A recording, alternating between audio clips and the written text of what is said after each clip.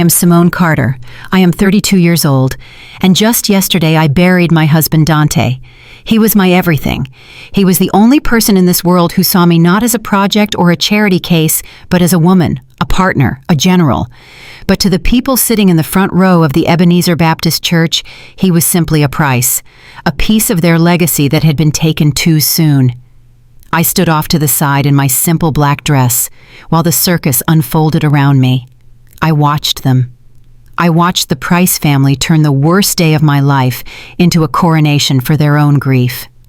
My father-in-law, Bishop Langston Price, sat in the center of the pew like a king on a throne. He wore a custom Italian suit that cost more than my mother made in a year. His hands rested on his cane. They were heavy hands, hands that were used to taking things. He did not look at the casket with love. He looked at it with a sense of ownership. He looked at my husband's body as if it were a misplaced asset in the Price Logistics portfolio. Beside him sat my mother-in-law, Genevieve Price. She was a vision of performative sorrow. She wore a hat with a veil so thick it looked like an architectural structure. She clutched a lace handkerchief that remained perfectly dry, despite the loud theatrical sobbing she produced every time the choir hit a high note. And then there was Bianca, my sister-in-law. She sat next to her mother, checking her makeup in a compact mirror whenever she thought no one was looking. Her husband, Julian Banks, sat beside her looking uncomfortable in a suit that was too tight across the shoulders. Julian was always trying too hard. He was the family financial advisor, but he looked more like a nervous intern, hoping not to get fired. I stood there, and I felt invisible. This was the way it had always been.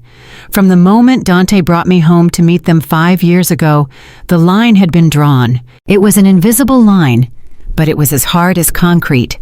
On one side, there was the Price family, the self-proclaimed black elite of Atlanta. They were the kind of people who bragged about how many generations their family had been free. They were the kind of people who held debutante balls and cared about which social clubs you belonged to. And then there was me, Simone, the girl from the wrong side of Bankhead, the girl whose mother cleaned houses for a living. I looked at my hands. My skin is dark, deep and rich like mahogany. Dante used to kiss my skin and tell me I was beautiful. He told me I looked like a queen. But in this church surrounded by his family, I knew what they saw. They saw someone who did not pass the paper bag test. They saw someone who was too dark, too poor, too strong. I remembered the first time I met Genevieve. It was at a tea party in her garden. She had looked me up and down with a smile that did not reach her eyes. She had leaned in close, smelling of expensive lavender perfume, and whispered, "You are so striking, Simone. You look so strong. Like you could carry the weight of the world on your back. It must be in your blood. We are so lucky Dante found someone so sturdy to take care of the heavy lifting." It was not a compliment. It was an insult wrapped in silk. She was calling me a workhorse. She was telling me that I was built for labor, while women like her and Bianca were built for leisure. She was reminding me that no matter how smart I was or how successful my logistics company became, I would always be the help in her eyes. I was the dark-skinned girl who was supposed to be grateful that the golden son of the Price dynasty had deigned to marry her. I looked at the casket again. I wanted to scream. I wanted to walk up to the pulpit and tell them all to stop acting. I wanted to tell them that they did not know him. They did not know the Dante who cried in my arms because he was terrified of failing his father. They did not know the Dante who hated these stiff suits and these pretentious gatherings. They only knew the image of him, and now that he was gone, they were going to polish that image until it erased the real man completely. But I did not scream. I did not cry out. I stood straight with my spine made of steel. I held my head high. I had to, because if I let even one tear fall, they would see it as weakness. If I broke down, they would look at each other with those judgmental eyes and say, "Look at her. She has no home training. She cannot even hold it together for the family." So I swallowed my grief. I pushed it down into the pit of my stomach where it burned like acid. I let them have their show. I let Bishop Langston give a eulogy that was more about his own business acumen than his son's life. I let Genevieve accept the condolences of the mayor and the city council members as if she were the one who had lost a partner. I was alone in a room full of 500 people. The loneliness was absolute. It was a cold physical weight pressing down on my chest. I realized then that I was not just a widow. I was an outsider who had lost her only anchor. Dante had been the bridge between my world and theirs. He had been the shield that protected me from their snobbery and their cruelty, and now the shield was gone. I was standing on the battlefield with no armor, and I knew they were just waiting for the right moment to attack. I could feel Langston's eyes on me, even when he wasn't looking. It was a heavy, predatory weight. He was not sad. He was calculating. He was already doing the math on what Dante's death meant for the family assets. I left the reception early. I could not take another minute of the fake hugs and the whispered gossip. I could not listen to one more person tell me how lucky I was that the Price family was going to take care of me. Take care of me. The phrase made my skin crawl. They did not want to take care of me. They wanted to control me. They wanted to erase me. I got into my car and locked the door. The silence inside the cabin was sudden and overwhelming. I gripped the steering wheel until my knuckles turned white. I did not turn on the radio. I just drove. The November rain had started during the service, and now it was coming down in sheets. It battered the roof of the car like gravel. It blurred the lights of the city into streaks of red and gold. I drove automatically. My body knew the way home, even if my mind was somewhere else. I was exhausted. It was not just a physical tiredness. It was an exhaustion that went down to the marrow of my bones. It was the exhaustion of someone who has been fighting a war she did not know she was in for 5 years. I just wanted to go home. The word felt like a lifeline, 427 Juniper Rise. It was the first thing Dante and I had bought together. Not with price money, not with a loan from Langston. We had bought it with a VA loan and my savings from my first big logistics contract. It was ours. It was the only place in Atlanta where I did not have to pretend. It was the only place where I did not have to straighten my hair or watch my tone or worry about whether I was being respectable enough for the Price family brand. Inside those walls, I was just Simone. I was safe. I turned onto our street. The rain was relentless. It felt like the sky was weeping the tears I refused to shed. The streetlights were blurry halos in the mist. I pulled into the driveway and turned off the engine. The silence returned, but this time it was broken by a sound that did not belong. It was a sharp metallic grinding noise. It cut through the drumming of the rain like a scream. I looked up through the windshield. My heart stopped beating for a second. Under the warm yellow glow of the porch light, there were 2 men standing at my front door. One man was kneeling. He wore a blue uniform, and he was holding a heavy power drill. He was grinding into the deadbolt. My deadbolt. The brass lock that Dante and I had picked out together at the hardware store 3 years ago.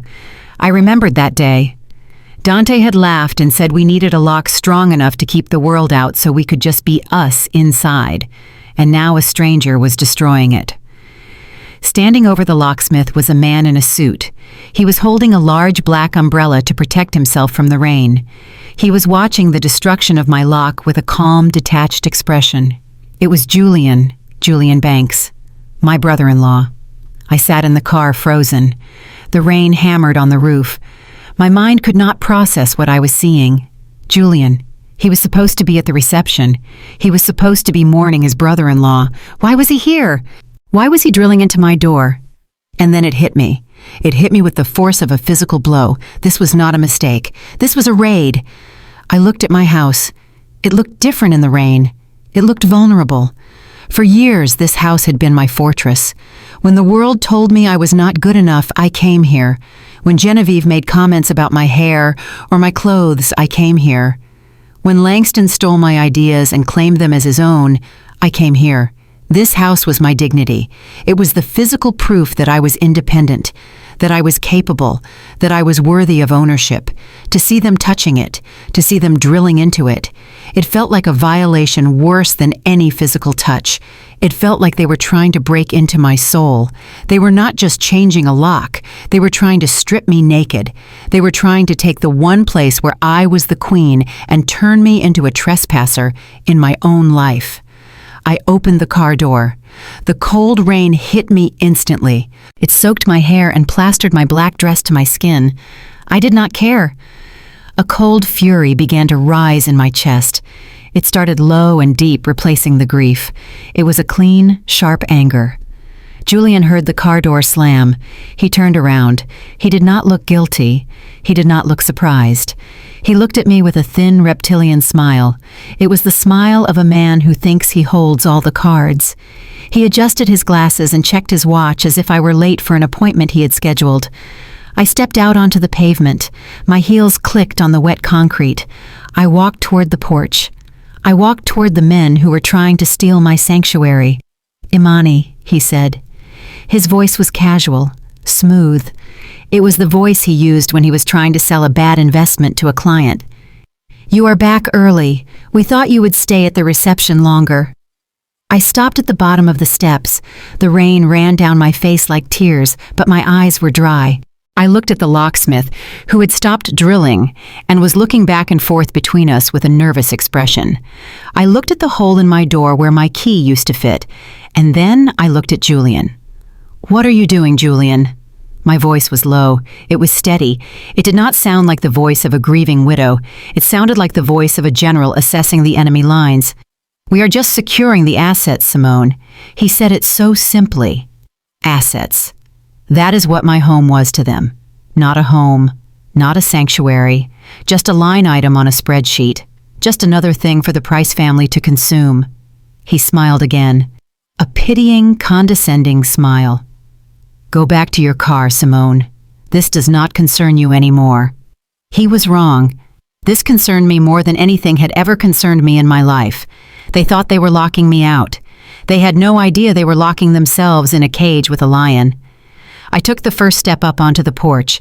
The drilling stopped. The locksmith pulled the bit away from the metal and looked at me with wide, apologetic eyes. But before I could take another step, the door swung open from the inside. It was not the wind. It was Bishop Langston Price. He filled the doorway. He was a large man who had spent 60 years perfecting the art of intimidation. He wore his Sunday suit, which was navy blue and perfectly tailored to hide his paunch. He stood in the warm light of my foyer, framing himself like a portrait of authority while I shivered in the cold rain. Beside him stood Genevieve.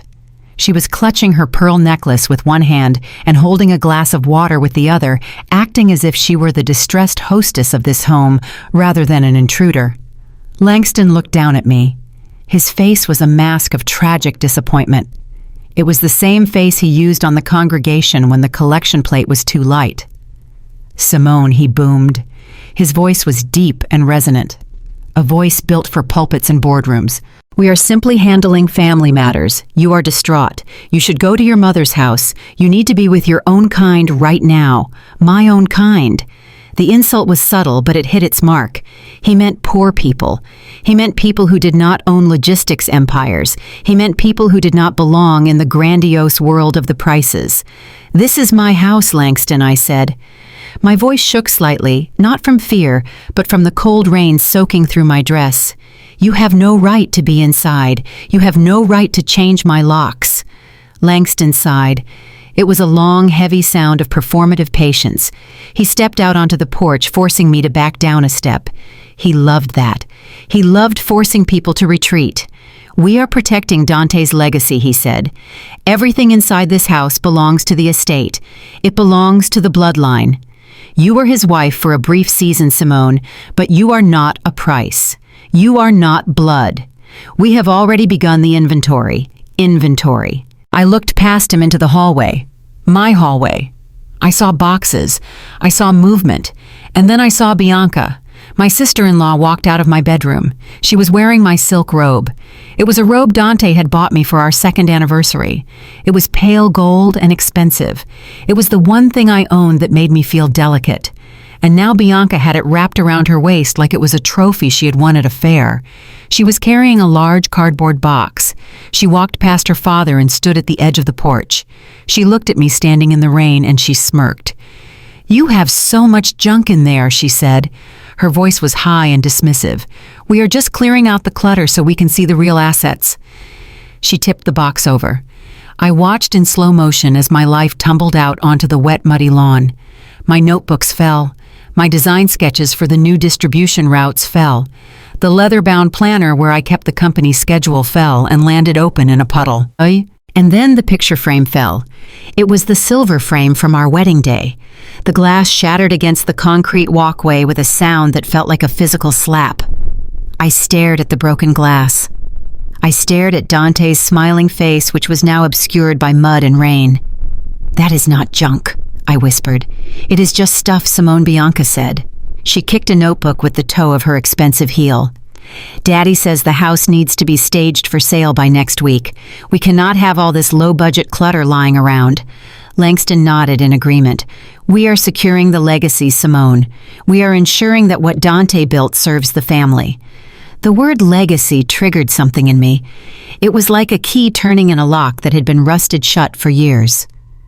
Legacy. He kept using that word. He used it like a shield and a sword. But I knew the truth about the Price legacy. I knew exactly who built it and who stole it. Suddenly the rain faded. The cold faded. I was no longer standing on the porch in the dark. My mind flashed back 5 years. I was in the ballroom of the Ritz-Carlton. The chandeliers were blindingly bright. It was the annual gala for the Atlanta Chamber of Commerce. Price Logistics was on the brink of collapse back then. Langston had overextended the fleet, and fuel prices had spiked. He was drowning. He had spent weeks pacing in his office, drinking whiskey, and praying for a miracle. But miracles do not balance books. Strategy does. I had spent 3 sleepless nights analyzing his routes. I found the inefficiencies. I found the dead weight. I wrote a 40-page proposal called the Phoenix Protocol. I showed him how to restructure the debt and optimize the shipping lanes. I saved his company. I saved his reputation. At the gala, Langston stood on the stage. He held the award for Business of the Year. The spotlight hit his silver hair, making him look like a saint. I stood next to Dante at the back of the room, holding my breath, waiting for him to mention me, waiting for him to acknowledge the sleepless nights and the plan that saved him. Langston leaned into the microphone. His voice was smooth as velvet. "They asked me how I turned it around," he said. "They asked me for the secret. Well, the secret is in the blood. The Price family has a gift for vision. My mother had it. My son has it. Even the women of the Price family possess a sharp intuition that guides us. It is simply our DNA." He did not say my name. He did not look at me. He took my work. He took my intellect, and he attributed it to his genetic code. He erased me in a room full of 1,000 people. Dante had squeezed my hand tight that night, his palms sweating, but he had said nothing. He had let his father steal my mind, just like he let him steal my dignity. The memory ended as sharply as it began. I was back in the rain. I looked at Langston. I looked at the man who had built his legend on the backs of others. The pain of the broken picture frame vanished. It was replaced by a cold, hard clarity. He had stolen my credit 5 years ago. He was not going to steal my home tonight. I reached into my pocket and pulled out my phone. The screen was wet, but it glowed bright in the darkness. "You forgot one thing, Langston," I said. My voice was no longer shaking. It was steel. He frowned, his heavy brows knitting together. "I forgot nothing. Go home, Simone." "I am home," I said, "and I am calling the police." Julian laughed. It was a nervous sound. "Don't be ridiculous, Simone. Calling the police on family. You will just embarrass yourself. They will see the deed. They will see the name Price." "Do it," Bianca taunted. She crossed her arms over my silk robe. "Call them. Let them drag you off the property for trespassing. I would love to see that." I pressed the 3 digits. 911. I put the phone to my ear and locked eyes with Langston. "I am reporting a break-in in progress at 427 Juniper Rise," I said into the phone. My voice was loud enough for the neighbors to hear. "I have 4 intruders. They have hired a locksmith to illegally bypass security. I am the homeowner and I fear for my safety." Langston's face turned a dark shade of purple. "You ungrateful little wretch," he hissed. 10 minutes later, the street was awash in blue light. 2 patrol cars pulled up to the curb, cutting through the darkness. The neighbors were watching from their windows. I saw curtains twitching. The Prices hated this. They hated spectacle that they did not control. They hated scandal. The locksmith was already packing his tools. He knew trouble when he saw it. He backed away toward his van, leaving the lock half-drilled and ruined. 2 officers stepped out of the lead car. One was an older white officer named Miller. He looked tired. He looked like a man who just wanted his shift to end. The other was a younger black officer named Reed. He was sharp. His eyes were alert, scanning the scene. He looked at the wet boxes on the lawn. He looked at the broken glass. And then he looked at the large man in the expensive suit standing on the porch. "Officer, thank goodness you are here," Langston said. He immediately switched into his persona of the benevolent patriarch. He walked down the steps, his hands open in a gesture of harmless cooperation. "This is a terrible misunderstanding. My daughter-in-law is hysterical with grief. We lost my son yesterday. We are simply trying to secure his assets for the estate." Julian stepped forward, opening his briefcase. He pulled out a document protected by a plastic sleeve. He moved with the confidence of a mediocre man who had never been told no. "Officers, I am the family financial advisor," Julian said. "This is the deed to the property. As you can see, it lists Jeremiah Langston Price as the primary guarantor on the original purchase. The house is Price property. This woman has no legal standing here. She is just the widow." Officer Miller took the paper. He shone his flashlight on it. He squinted at the legal jargon. He nodded slowly. "Well, it looks official," he said. He turned to me. "Ma'am, if your name is not on the deed, you cannot be here. This is a civil matter, but if the owner wants you gone, you have to leave." Langston smiled. It was a small, victorious smile. He thought he had won. He thought the white officer would simply take the word of the wealthy man in the suit. But Officer Reed was not looking at the paper. He was looking at me. He was looking at my wet dress. He was looking at the mud on my knees where I had knelt to pick up the photo. He saw the cruelty in the scene. "Is that true, ma'am?" Officer Reed asked. His voice was calm but firm. "Is this his house?" "No," I said. I did not scream. I did not beg. I stepped forward and held out my phone. "That deed is from 5 years ago," I said. "It was the original guarantor agreement before we refinanced. Julian is showing you expired paperwork." I tapped the screen. I opened the file I had saved in my secure folder. "Officer Reed." "Please look at this," I said. Reed stepped closer. He looked down at my phone screen. The rain beaded on the glass, but the document was clear. It was a PDF with the official seal of the Department of Veterans Affairs. "This is a VA loan closing document," I explained. My voice was precise. I spoke like the logistician I was. "Scroll to page 4. You will see the borrowers." Reed scrolled. He read the names out loud. Captain Dante Carter and Simone Carter. He looked up. "Joint tenancy?" he asked. "With right of survivorship," I answered. The silence on the porch was deafening. Langston's smile evaporated. Julian looked like he had swallowed a stone. "Right of survivorship," Officer Reed said, turning to his partner. "That means the house does not go to the estate. It bypasses probate. It belongs entirely to the surviving spouse."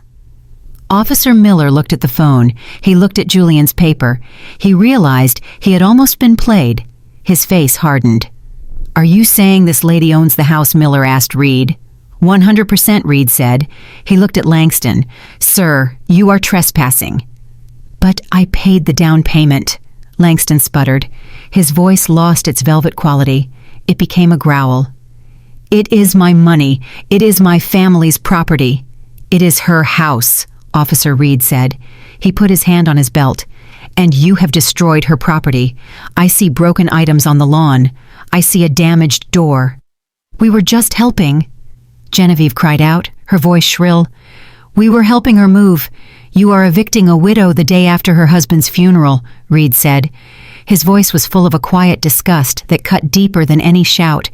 "And you are doing it illegally." He pointed to the cars. "You need to leave, now. All of you. If you are not off this property in 2 minutes, I will arrest you for criminal trespassing and destruction of property." Julian tried to speak. "But officer, the deed is worthless," Reed snapped. "Get in your car, son." I stood there and watched them crumble. I watched the great Bishop Langston Price turn into a sputtering old man. I watched Bianca strip off my gold robe and throw it onto the wet porch floor in a fit of rage. I watched Genevieve weep not for her son, but for her humiliation. They marched to their luxury sedans. They looked small in the rain. Before Langston got into his car, he turned to me. His eyes were dead. There was no light in them, only a black abyss of hatred. "You think you have won, Simone," he hissed. His voice was low so the cops could not hear. "You think a piece of paper makes you safe. I will bury you. I will burn your little life to the ground until you are begging on the street. This is war." I did not answer him. I just watched him get into his car. I watched the taillights fade down the street. Officer Reed turned to me. He tipped his hat. "You should get that lock fixed, ma'am. And maybe get a camera." "Thank you," I whispered. The police cars left. The street was quiet again. I was alone. I picked up my wet robe from the porch floor. I picked up the muddy picture frame. I walked inside my house and closed the door. I pushed the heavy dresser from the hallway in front of the door because the lock was useless. I slid down to the floor, my back against the wood. The house was cold. The silence was heavy. I had won the battle. I had kept my roof. But as I sat there shivering in the dark, clutching the broken picture of my husband, I knew Langston was right about one thing. This was not over. This was war, and I was just one woman in an empty house fighting an empire. For 3 days, I existed in a fortress of silence. I had replaced the locks myself. I had drilled the new deadbolts into the wood with my own hands until my palms were blistered and raw. I wanted to feel the pain. I wanted to feel something other than the gaping, hollow void that Dante had left behind. The house was quiet. It was a heavy, suffocating silence that pressed against my eardrums. It was not peaceful. It was the silence of a battlefield after the fighting has stopped, and only the dead remain. I walked through the rooms like a ghost, haunting my own life. I touched the things he had touched. I ran my fingers over the leather back of his reading chair. I pressed my face into the fabric of his bathrobe, which still hung on the hook in the master bathroom. It still smelled like him. It smelled of sandalwood and cedar and the faint, clean scent of the laundry detergent he liked. That smell brought me to my knees. I sat on the cold tile floor of the bathroom and just breathed him in. I was trying to fill my lungs with the ghost of him because I knew that every hour that passed took him further away from me. The grief was bad, but the guilt was worse. The guilt was a living thing. It sat on my chest and whispered to me in the dark. I looked at the empty space in the bed beside me, and I wondered if I had done enough. I was a logistician. I was a strategist. I solved problems for a living. I moved cargo across oceans and navigated complex government contracts. I was the strong one. Everyone said so. Simone is so strong. Simone is a rock. But looking at the empty pillow, I realized that my strength might have been my greatest failure. I had been so busy building our future that I had missed the cracks in our present. I had been so focused on launching legacy ops. I had been so obsessed with proving to the Price family that I was not just a gold digger, but a powerful businesswoman in my own right. I worked 18 hours a day. I took calls at dinner. I brought my laptop to bed. I told myself I was doing it for us. I told myself I was building an empire that would shield us from Langston and his condescension. I thought if I just made enough money, if I just gained enough power, then they could never touch us. But I was wrong. I remembered a night just 2 months ago. Dante had been sitting at the kitchen table. He had his head in his hands. The table was covered in papers from Price Logistics. His father had been pressuring him to sign off on a new fleet of trucks that the company could not afford. Dante looked so tired. His shoulders were slumped under the weight of a legacy he never asked for. I had walked into the kitchen with my phone pressed to my ear, closing a deal for a warehouse in Savannah. I had kissed the top of his head and poured myself a coffee and went straight to my office. I should have hung up the phone. I should have taken the papers from his hands and burned them in the sink. I should have told him to quit. I should have told him that we did not need his father's approval, and we did not need the Price name. I should have dragged him out of that toxic orbit with my bare hands, but I did not. I trusted him to handle his family while I handled our business. I left him alone on the front line of a war he was too gentle to fight, and now he was gone. The stress, the pressure, the silent nights where he stared at the ceiling worrying about disappointing a father who only saw him as an asset. It had eaten him alive, and I had been in the next room building a fortress that failed to save the only thing that mattered. I walked into my home office. The room was cold. My desk was exactly as I had left it before the funeral. My monitors were dark. I sat in my chair and spun around to face the window. The rain had finally stopped, but the sky was a bruised purple color. I was the general of a vast army of trucks and ships and contracts. But sitting there in the silence, I felt like a fraud. A general who had won the war, but lost the king. I forced myself to turn on the computer. I had to work. Work was the only thing I understood. Work was the only thing that did not hurt. I needed to bury myself in spreadsheets and shipping manifests. I needed to drown out the guilt with data. The screen flickered to life. I logged into my email. My inbox was full of condolences from clients and vendors. I deleted them all. I could not bear to read the fake sympathy from people who only cared if their shipments were on time. I scrolled past the noise until one subject line caught my eye. It was highlighted in red.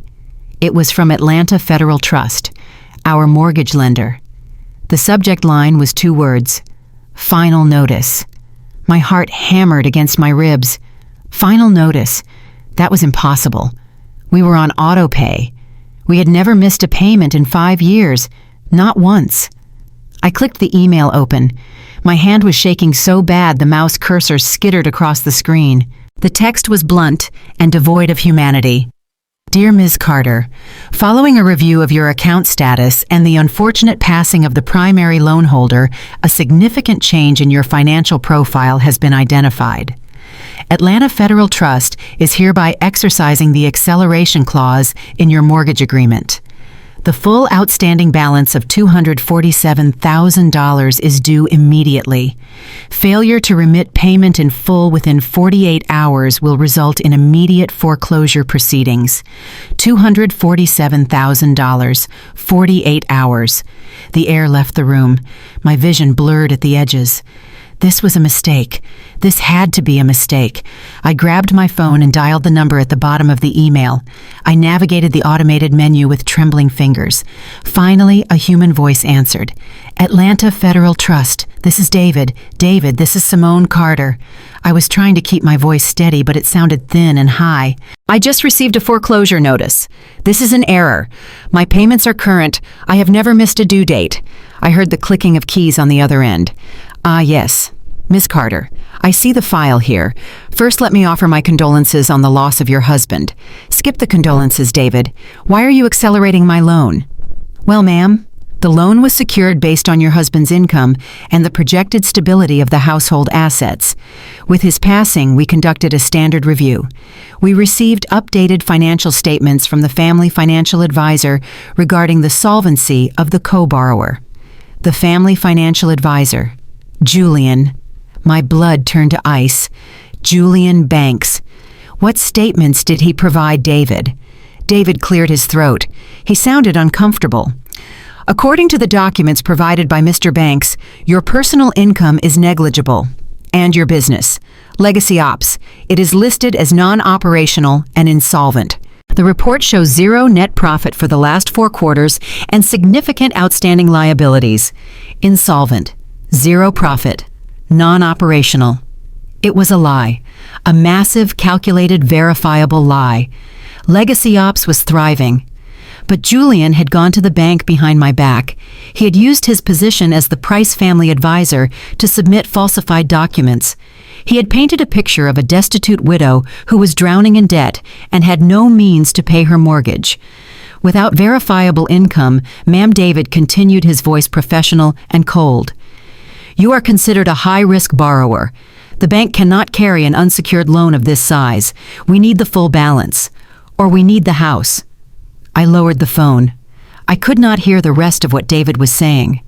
I was experiencing something that went far deeper than stress. I was experiencing trauma. Financial trauma is a ghost that never really leaves the room. It hides in the walls. It waits for you to feel safe, and then it jumps out to remind you of where you came from. Suddenly, I was not Simone Carter, the CEO. I was not the owner of an $8 million government contract. I was 7 years old again. I was standing in the hallway of a cramped apartment in Bankhead. I was looking at my mother. She was sitting at the kitchen table with her head in her hands, just like Dante had. There was a piece of paper taped to our front door. It was pink. I remembered the color vividly. It was a bright, cheerful pink that meant we had 3 days to get out. I remembered the smell of bologna sandwiches because that was all we could afford to eat for a month. I remembered the shame, the burning hot shame of walking to school knowing that my clothes were from the donation bin and that we might be sleeping in the car by Friday. I remembered the way my mother cried, not loud sobbing, but quiet, desperate tears of a woman who had worked her fingers to the bone and still could not keep a roof over her child's head. That little girl inside me woke up. She started screaming. She was terrified. She did not know about the secret bank account in the Cayman Islands. She did not know about the Department of Defense contract. She only knew that the pink slip was on the door again. She only knew that the rich people were coming to take everything. She only knew that we were unsafe. My breath came in short, shallow gasps. The room started to spin. My hands were shaking so hard I dropped the phone on the desk. Insolvent. The word echoed in my mind. It was the ultimate insult. It was the ultimate weapon. Julian and Langston knew exactly what they were doing. They were not just attacking my wallet. They were attacking my psyche. They knew I came from nothing. They knew I had clawed my way up from poverty. They knew that my biggest fear, my deepest, darkest nightmare, was going back to that place. They wanted to trigger the poor girl from Bankhead. They wanted to make her panic. They wanted her to believe that she was worthless and broken and destitute. They wanted to break me psychologically so that I would be too paralyzed to fight back. I gripped the edge of the mahogany desk. I dug my fingernails into the wood until they threatened to snap. I closed my eyes and tried to find my center. I tried to find the general, but she was gone. In that moment, there was only the frightened child and the crushing weight of a debt I was told I could not pay. $247,000. It was a fortune. To the prices, it was a rounding error. To me, it was the price of my freedom. And they had just told me that my freedom was expiring in 48 hours. I looked at the email again. The countdown had begun. The fortress I had built, the safety I had constructed brick by brick, it was all dissolving. Julian had found the one crack in my armor. He had found the trauma I had spent a lifetime trying to outrun, and he had driven a knife right into it. My heart was still racing from the call with the bank when the phone rang again. The sound was sharp and intrusive in the dead silence of the office. I looked at the screen. The name flashing there made my stomach turn over. Genevieve Price. I stared at the phone. My first instinct was to throw it across the room. I did not want to hear her voice. I did not want to hear the fake sweetness that barely concealed the venom underneath. But the strategist in me whispered that I needed to answer. I needed to know their next move. If the bank called them, then they knew about the foreclosure notice. They knew I was cornered. This call was not a coincidence. It was the second phase of the attack. I pressed the answer button and put the phone on speaker. I set it on the mahogany desk as if it were a bomb that might detonate. "Hello, Genevieve." My voice was flat. "Oh, Simone." Her voice filled the room. It was thick with a performative sorrow that sounded like syrup pouring over gravel. "I'm so glad you picked up. I have been sitting here just sick with worry. Absolutely sick. I tried to tell Langston that we should give you space, but my mother's heart just would not let me rest." Space. I almost laughed. They had drilled my locks. They had humiliated me. And now she was talking about space. "What do you want, Genevieve?" "Oh, darling, please do not use that tone. We are family. And family looks out for each other, especially when one of us is struggling." She paused for effect. She was waiting for me to ask what she meant. She was waiting for me to admit defeat. When I said nothing, she continued, her tone shifting slightly to one of pitying condescension. "Trevor called us Simone. He told us about the situation with Atlanta Federal Trust, the foreclosure notice. Oh, child, when I heard about it, I nearly fainted. To think that my son's home, the home he worked so hard for, is about to be seized by the bank. It is just a tragedy, a complete tragedy." I gripped the edge of the desk. Julian. She meant Julian. She called him Trevor because she never respected him enough to remember he preferred his middle name, but that was irrelevant. Julian had engineered this, and now she was pretending it was an act of God. "It is a mistake, Genevieve," I said through gritted teeth. "The bank has incorrect information. Is it a mistake, or is it just too much for you?" Her voice dropped to a whisper. "Simone, be honest with yourself. You are a lovely girl, but you come from a different world. We know that. You are used to surviving. You are not used to managing. A property like that, a mortgage of that size, it requires a certain financial pedigree that you simply were not raised with. It is not your fault, darling. It is just the way things are." Her words were like tiny needles. She was using my background against me. She was using my mother's poverty against me. She was telling me that I belonged in a rental apartment in Bankhead, not in a 4-bedroom estate on Juniper Rise. She was gaslighting me into believing that my success was a fluke and that my failure was inevitable. "You are overwhelmed, Simone," she continued. "I can hear it in your voice. You are grieving. You are scared. And you have every right to be. But you do not have to be homeless. Langston wants to help you." "Help me," I repeated. "Yes, he is willing to step in. He has a relationship with the bank president. They are old golf buddies. Langston can make one phone call and stop this entire ugly process. He can save the house. He can save Dante's legacy. I knew there was a catch. There was always a catch with the prices. And what does he want in return? Nothing, darling. He just wants to protect the asset. All you have to do is sign a simple document. Julian has prepared it. It is a quitclaim deed. You just sign the title over to Langston. He takes on the burden of the debt. He handles the bank. And you. Well, you can stay there for a few months, rent-free, until you get back on your feet, until you find a place that is more suitable for a woman in your position." I closed my eyes. A quitclaim deed. They wanted me to sign away my ownership. They wanted me to voluntarily give them the house in exchange for a few months of charity. It was a trap, a beautiful golden trap. But for a second, just one terrifying second, I considered it. I was so tired. The grief was so heavy. The fear of the bank was so sharp. The little girl inside me who remembered the pink eviction notice wanted to take the deal. She wanted safety. She wanted the scary men from the bank to go away. Genevieve made it sound so easy. Just sign. Just give up. Just let the big, strong Price family take care of everything. I could just sleep. I could just stop fighting. Think about it, Simone, Genevieve purred. It is what Marcus would have wanted. He hated conflict. He just wanted peace. My son was a good boy. He always listened to his mother. He knew that mother knows best. The phrase hit me like a bucket of ice water. He always listened to his mother. My eyes snapped open. The fog of exhaustion cleared instantly. That was not a compliment to Dante. That was his curse. That was the chain that had choked him his entire life. He had listened to his mother when she told him which college to attend.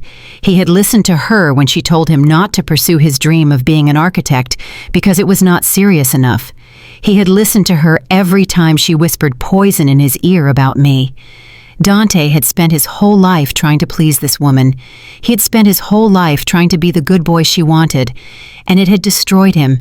It had stressed him into an early grave. If I signed that paper, if I gave in to her, I would not be honoring Dante. I would be burying him all over again.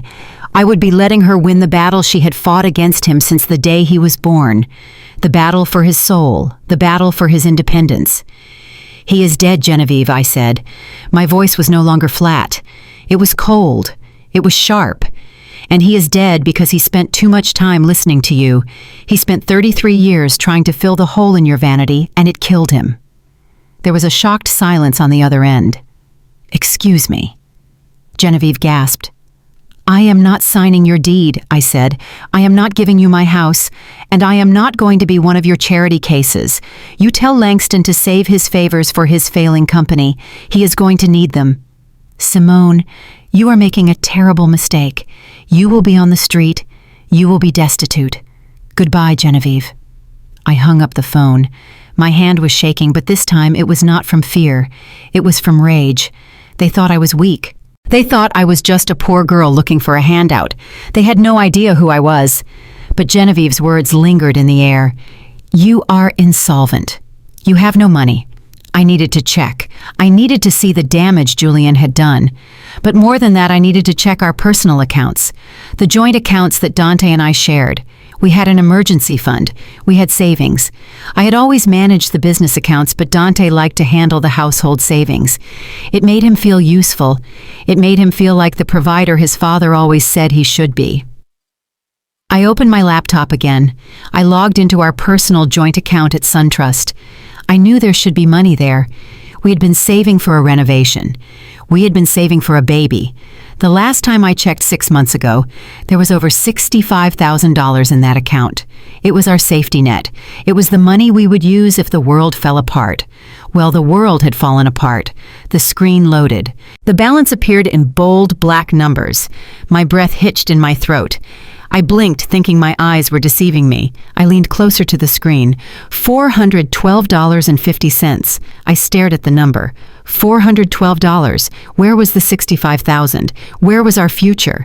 I clicked on the transaction history. My fingers flew across the trackpad. I scrolled back. 1 week ago, 2 weeks ago, and then I found it. 3 days before Dante died. A wire transfer.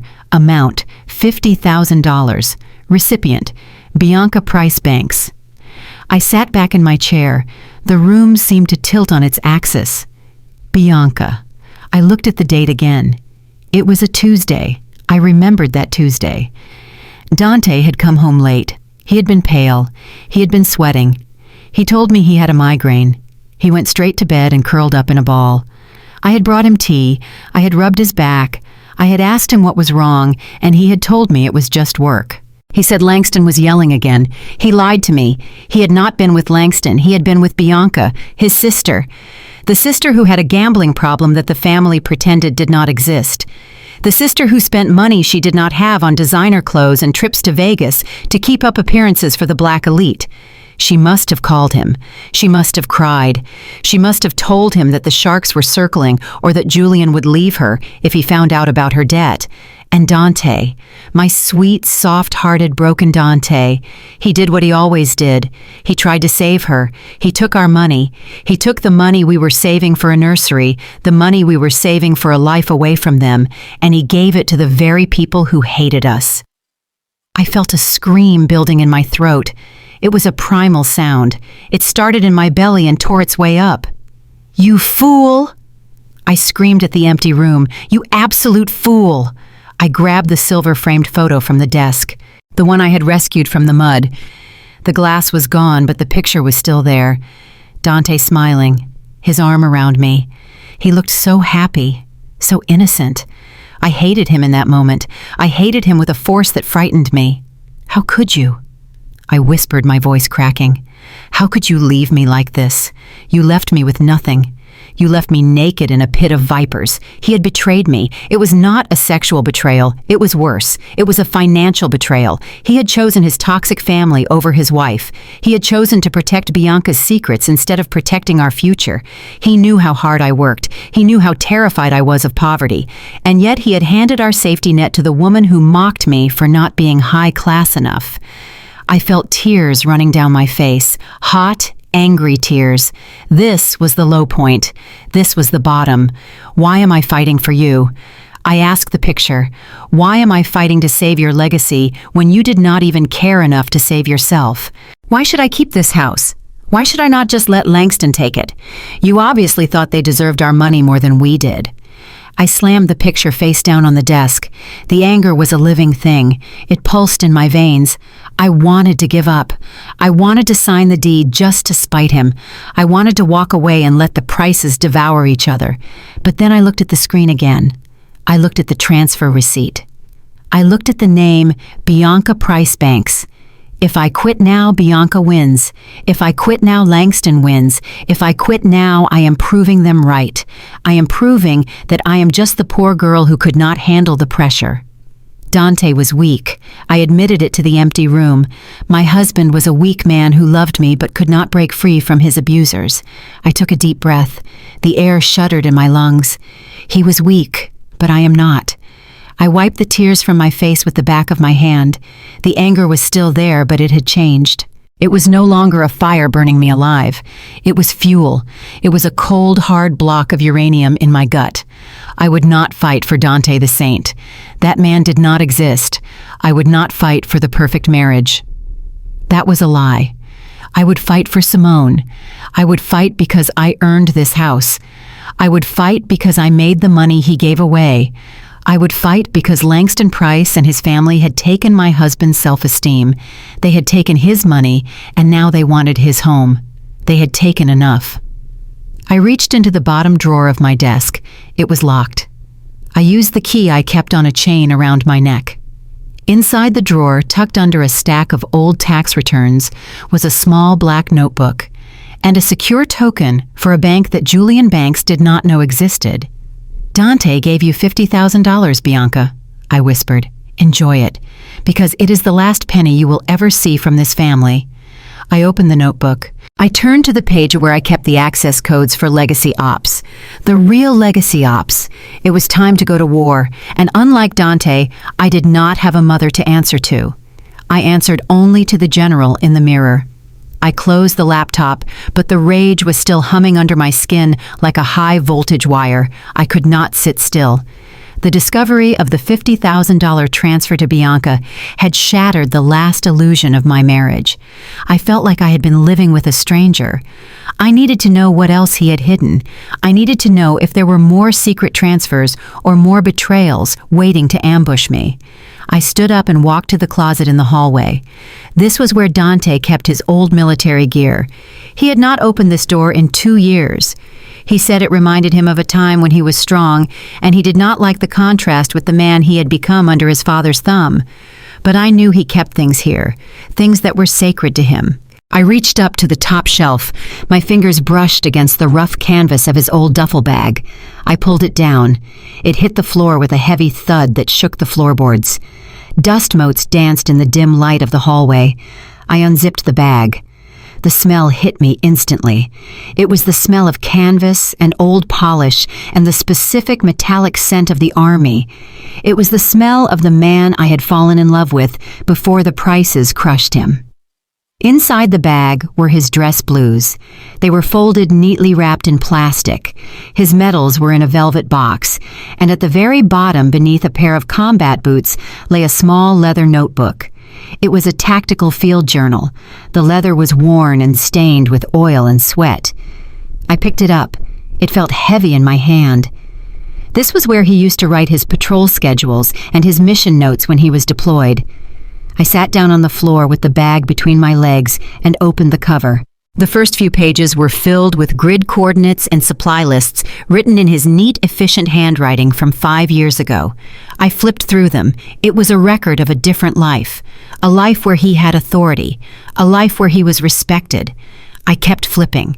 The middle of the book was blank, years of silence, and then I reached the last page. My breath caught in my throat.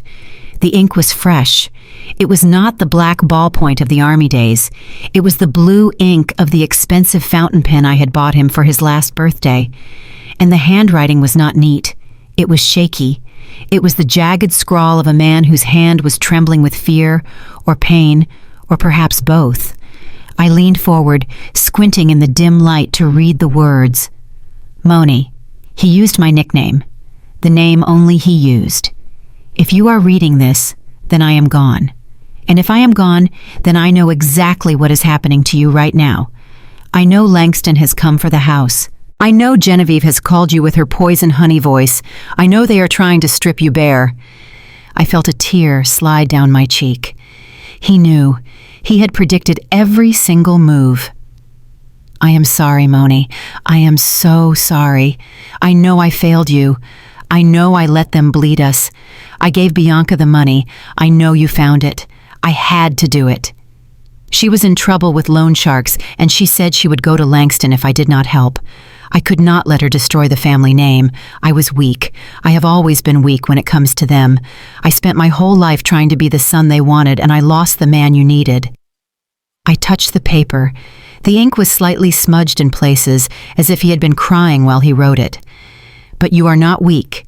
You are the strongest person I have ever known. You are the general of this family. I saw it the day you saved my father's company. I saw it every day you built your own business from nothing. You are the strategist. I am just the foot soldier. And a foot soldier's job is to equip his general for the war he cannot win. My heart was pounding against my ribs. A foot soldier. I did not just give Bianca the money. I bought myself time. I bought access. When I went to the office to transfer the funds, I went into Langston's private server. I copied them. I copied everything. The real books, the double invoices, the Ponzi scheme records, the proof that Price Logistics is a hollow shell built on fraud and debt. I gasped aloud in the empty hallway. He had done it. The whole time I thought he was cowering, he was actually gathering ammunition. I called it Operation Phoenix, just like your plan, because I knew you would be the one to rise from the ashes. I printed the hard copies. I did not trust a digital file. Langston has eyes everywhere. The physical evidence is hidden in the lining of my dress blues, in the jacket. I looked at the plastic-wrapped uniform sitting in the bag next to me. Use it, Moni. Destroy him. Burn his empire to the ground. Do not do it for me. Do it for yourself. Do it because you are the only one who can. I love you. I have always loved you, even when I was too afraid to show it. Your husband, Dante. I stared at the note. The anger that had been consuming me for the last hour began to evaporate. It was replaced by a profound wave of sorrow, but it was a clean sorrow. It was the sorrow of understanding. He had not betrayed me. He had sacrificed himself. He knew he was not strong enough to stand up to Langston to his face. He knew he could not win a shouting match with his mother, so he had played the part of the submissive son until the very end. He had played the fool so he could get close enough to the king to steal the keys to the kingdom. He had given me the weapon. He had left it right here in this closet waiting for me to find it. I reached for the dress uniform. I tore open the plastic. The fabric was stiff and heavy. I ran my hands along the inside lining of the jacket. I felt it. There was a thickness in the back panel. I felt the crinkle of paper.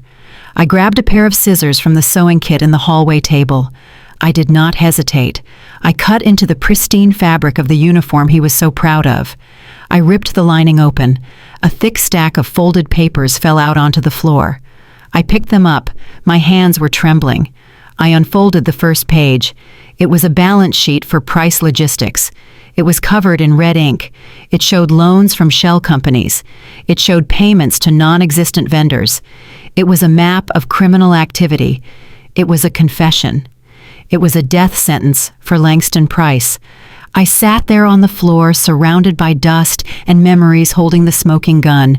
I cried then, but I did not cry like a widow. I did not cry like a victim. I cried like a warrior who has just been handed a sword by a fallen comrade. I cried because I finally understood the depth of his love. It was a quiet, desperate, broken love, but it was real. He saw me as the general. I wiped my face with the back of my hand. I took a deep breath. The air tasted different. It no longer tasted like grief. It tasted like ozone. It tasted like the air before a thunderstorm. I looked at the note one last time. Operation Phoenix. I closed the notebook. I stood up. My legs were steady. The exhaustion was gone. The fear of the bank was gone. The fear of the prices was gone. You were right, Dante. I whispered to the empty house. I am the general, and tomorrow morning I am going to war. I picked up the papers and walked back to my office. I sat down at my desk. I looked at the foreclosure notice on the screen, $247,000. I opened my secret drawer. I took out the secure token for my international account, the account where I kept the profits from my own hard work, the account Langston knew nothing about. I logged in. The balance on the screen was healthy. It was powerful. It was enough. I opened the payment portal for Atlanta Federal Trust. I typed in the full amount, $247,000. I did not hesitate. I pressed enter. Payment processing. Payment confirmed. Loan balance 0. I sat back in my chair. The house was mine. The evidence was mine. The strategy was mine. Langston thought he was fighting a poor, helpless girl. He thought he was fighting a grieving wife who would crumble at the first sign of pressure. He had no idea. I picked up the phone. I dialed my lawyer. Not the family lawyer, my lawyer. "Mr. Patterson," I said when he answered.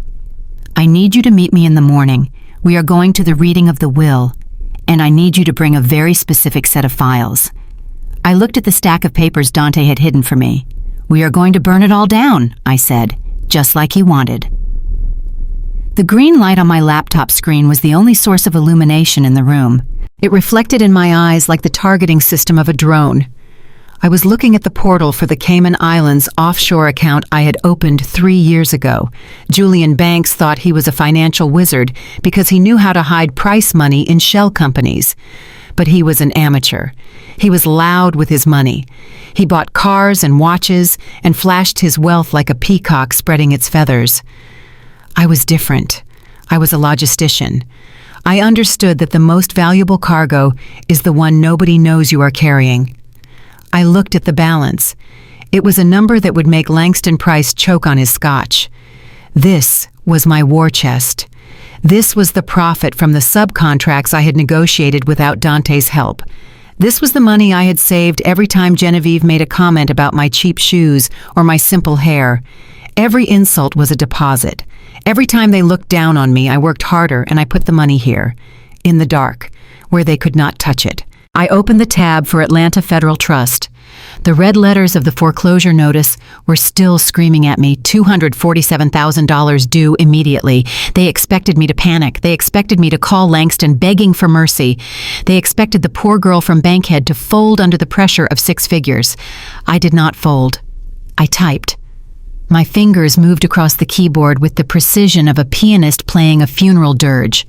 I entered the routing number. I entered the account number. I typed the amount, $247,000 and 0 cents. A dialog box popped up. It asked if I was sure. It asked if I authorized this transfer. I hovered my finger over the enter key. In the movies, revenge is always loud. It is screaming and breaking glass and explosions. But in the real world, true revenge is quiet. It is a digital signal sent through a fiber optic cable. It is a balance sheet correcting itself. It is the silence of a debt being erased. I pressed the key. The screen buffered for 2 seconds. The spinning wheel turned. And then the red letters vanished. They were replaced by a calm green banner. Payment successful. Your loan is paid in full. I sat back in my chair. The air in the room seemed to shift. The heavy, oppressive weight of the foreclosure was gone. The house was mine. The bricks, the mortar, the land.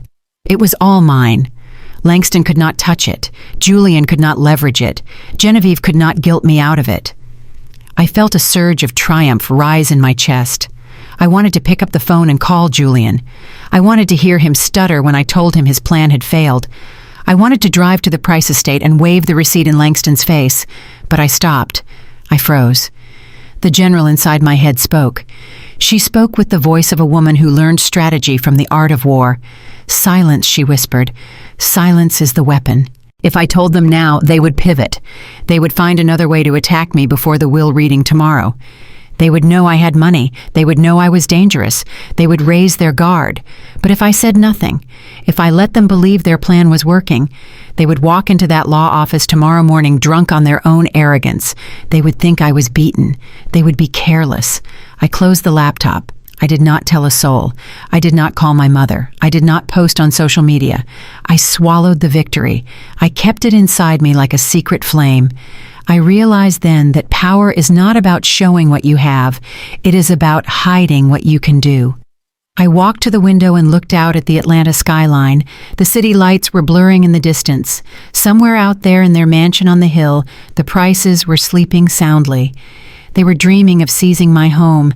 They were dreaming of erasing me. "Sleep well, Langston," I whispered to the glass. "Sleep well while you can, because when you wake up, you are walking straight into a minefield." I went to the closet and pulled out my suit for tomorrow.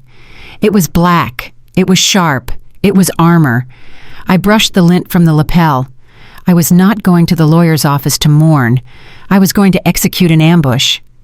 The law offices of Patterson, Crowe, and Liddell were located in a glass tower in Buckhead. It was the kind of place that smelled of old money. The air conditioning was set to a temperature that felt like a mausoleum. The reception area was paneled in dark mahogany, and the carpets were so thick they swallowed the sound of my heels. I arrived exactly at 10 o'clock. I walked into the conference room with my head high. My face was a mask of calm. I held my black leather portfolio tight against my chest. Inside it was the receipt from the bank and the papers Dante had left me. The prices were already there. They sat on one side of the long polished table like a royal court waiting to pass judgment. Langston sat at the head. He looked rested. He looked like a man who had just eaten a very satisfying meal. He was wearing a charcoal suit with a silk tie that shimmered under the halogen lights. He did not look at me when I entered. He looked through me. To him, I was already a ghost. I was a problem that had been solved. Genevieve sat to his right. She was dabbing at dry eyes with a lace handkerchief. She wore a black dress that was cut too low for a widow in mourning, but perfect for a woman who wanted attention. She gave me a sad, tragic smile. It was the smile of a predator looking at a wounded gazelle. Bianca and Julian sat together. Bianca was wearing a large hat that looked ridiculous indoors. She leaned over to Julian and whispered something behind her hand. I saw her eyes flick to my suit. I saw the smirk. "Look at her," she whispered loud enough for me to hear. "She's wearing that same suit she wore to the Christmas party 3 years ago. You would think she could afford something new with Dante's money. Oh wait, she has no money left." Julian chuckled. He adjusted his glasses and tapped his pen on a yellow legal pad. He looked confident. He looked like a man who believed his own lies. He thought I was insolvent. He thought I was terrified of the 48-hour deadline he had manufactured. I pulled out the chair at the opposite end of the table. I sat down. I was alone on my side. It was 4 against 1, but they did not know that I had brought the ghost of my husband and the weight of a paid-off mortgage with me. "Good morning," I said. My voice was steady. Langston finally turned his heavy head toward me. "Imani," he said, using the wrong name on purpose. "I hope you are prepared. This is a formality, of course. Business is business and family is family. The law will make it clear which is which." He was enjoying this. He wanted me to beg. He wanted me to ask about the house. He wanted me to plead for the deal Genevieve had offered. I just nodded. "Let us proceed, Langston." The door opened and Mr. Patterson entered. He was the senior partner, a tall, thin white man who looked like he was made of parchment paper and dry wit. He carried a single blue file folder. He did not smile. He did not offer condolences. He simply sat down in the middle of the table between the two warring factions. He opened the folder. The sound of the paper sliding against the wood was loud in the silence. "We are here for the reading of the last will and testament of Marcus Dante Carter," he said. His voice was dry as dust. "I will skip the preamble." Langston leaned forward, his greedy eyes fixed on the document. Mr. Patterson adjusted his reading glasses.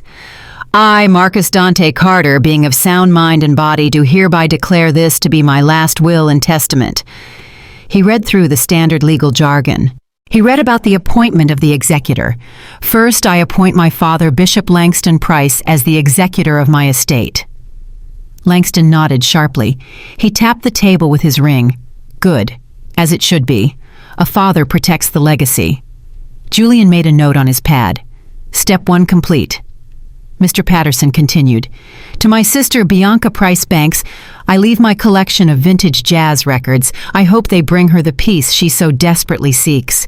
Bianca rolled her eyes. "Records," she scoffed. "Who listens to records anymore? I wanted the jewelry. I wanted his watch collection." To my mother, Genevieve Price, I leave my personal photo albums so that she may remember my face. Genevieve let out a dramatic sob. "Oh, my sweet boy. He knew how much I loved his face." Mr. Patterson turned the page. This was it. The moment they were waiting for, the residue, the bulk of the estate, and as to the rest residue and remainder of my estate, Mr. Patterson read, "Of whatsoever kind and wheresoever situated. I give, devise, and bequeath entirely, solely, and absolutely to my father, Bishop Langston Price." The room exploded with relief. It was a collective exhale of greed. Langston closed his eyes and clasped his hands together as if in prayer. "Thank you, Lord," he whispered. "Thank you for preserving the house of Price." Genevieve reached over and squeezed his arm. Her face was glowing with triumph. "We did it, Langston. We saved it." Julian leaned back in his chair and grinned at me. It was a wide, ugly grin. He crossed his arms. He looked like a man who had just won the lottery. "You see, Simone," he said, his voice dripping with arrogance, "it is over. The estate goes to Langston. That means the assets go to Langston. All of them." Bianca clapped her hands. "Daddy gets everything. That means he gets the house too, right, Julian? Because the house is part of the estate." "Absolutely," Julian said. He looked at me with mock sympathy. "The will is clear. Real property passes to the sole beneficiary, and since you are not named in the will, Simone, you have no claim. The house is ours." Langston opened his eyes. He looked at me. He did not see a daughter-in-law. He saw a squatter. "Well, Simone," he said. His voice was thick with satisfaction. "It seems the matter is settled. I will be taking possession of the property immediately. I will allow you 24 hours to collect your personal effects, but nothing of value. The furniture and the art belong to the estate now." He thought he had won. He thought he owned the roof over my head. He thought he owned the chair I was sitting in. I looked at them. I looked at their smug faces. I looked at their expensive clothes and their empty souls. They were celebrating a victory that did not exist. They were dancing on a grave that was actually a trapdoor. I did not speak. I did not move. I just looked at Mr. Patterson. The lawyer had not closed the folder. He had not stood up. He was looking at Langston over the rim of his glasses with an expression of profound professional boredom. "Mr. Price," the lawyer said. Langston held up a hand. "Please, Mr. Patterson, there is no need for further discussion. We will handle the transition from here. Julian will coordinate with your office regarding the deed transfer." "Mr. Price," the lawyer said again. His voice was sharper this time, cutting through the celebration like a knife. "Please sit down. I am not finished." The laughter died. The smiles faltered. "Not finished," Langston said, frowning. "You read the residue clause. Everything goes to me. That is the end of the will." "That is the end of the will, yes," Mr. Patterson agreed. "But you seem to be laboring under a significant misunderstanding of the law." Julian sat up straighter. "Misunderstanding? What misunderstanding?" Mr. Patterson reached into the blue folder. He pulled out a second thinner stack of papers. "The will governs the probate estate," he explained slowly, as if speaking to a child. "However, Mr. Carter possessed significant assets that are legally designated as non-probate assets. These assets do not pass through the will. They do not go to the estate, and they certainly do not go to you, Mr. Price." The air was sucked out of the room. The silence that followed was heavy and cold. Langston's face went from triumphant to stony. "Non-probate assets," he repeated. "What are you talking about?" "I am talking about the Service Members Group life insurance," Mr. Patterson said, "and I am talking about the house." Julian Banks leaned forward in his chair. His brow furrowed in a way that suggested he was trying to solve a calculus problem with a third-grade education. "Non-probate assets." He repeated the phrase as if tasting it and finding it sour. "That is a technicality. A minor checking account, perhaps. Maybe a few savings bonds. It is negligible, Mr. Patterson looked at Julian with a pitying expression. It was the look a professor gives a student who has failed the exam before even picking up the pencil. "It is not negligible, Mr. Banks," the lawyer said, "and it is certainly not minor." Mr. Patterson picked up the first document from the thin stack. He held it up so the light from the window shone through the paper. The first asset is the Service Members Group life insurance policy held by Captain Carter.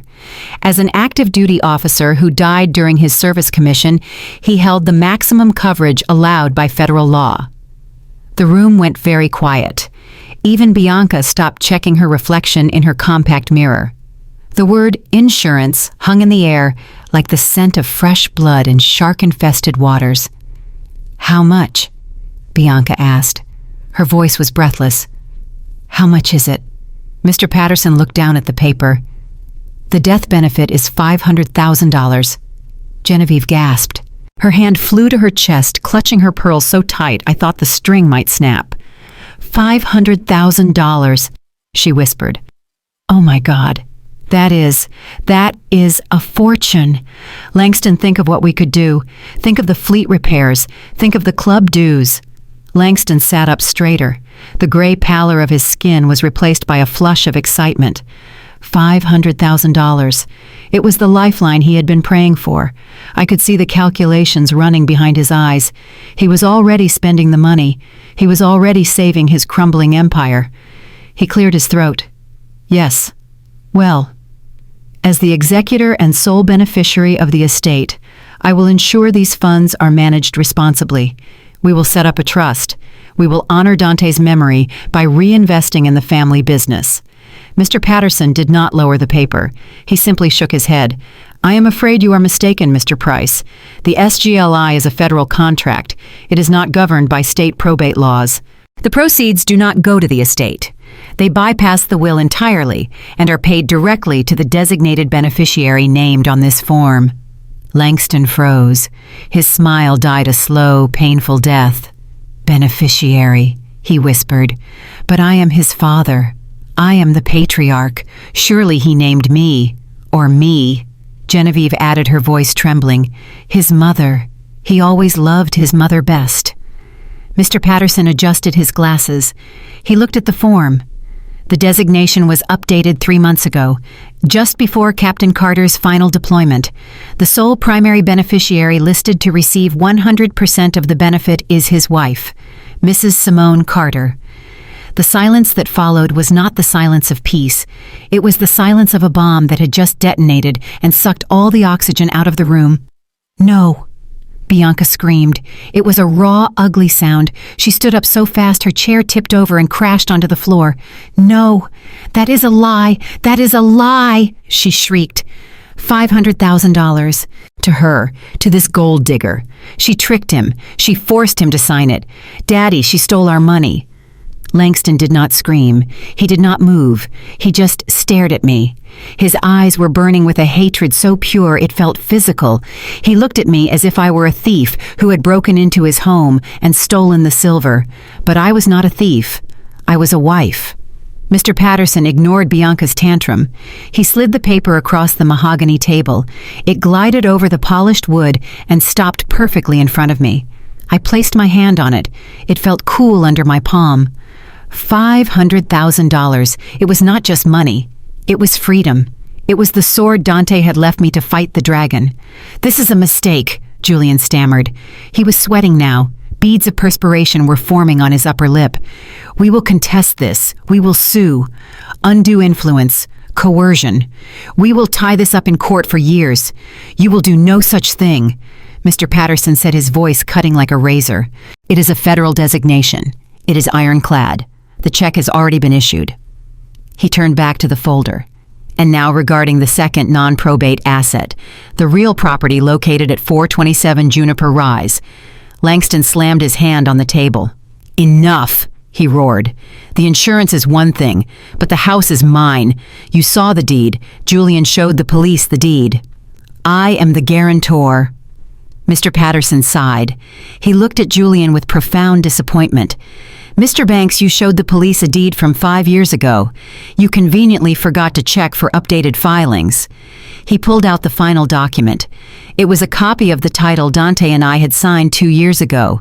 This deed, Mr. Patterson said, holding it up, was filed with Fulton County records.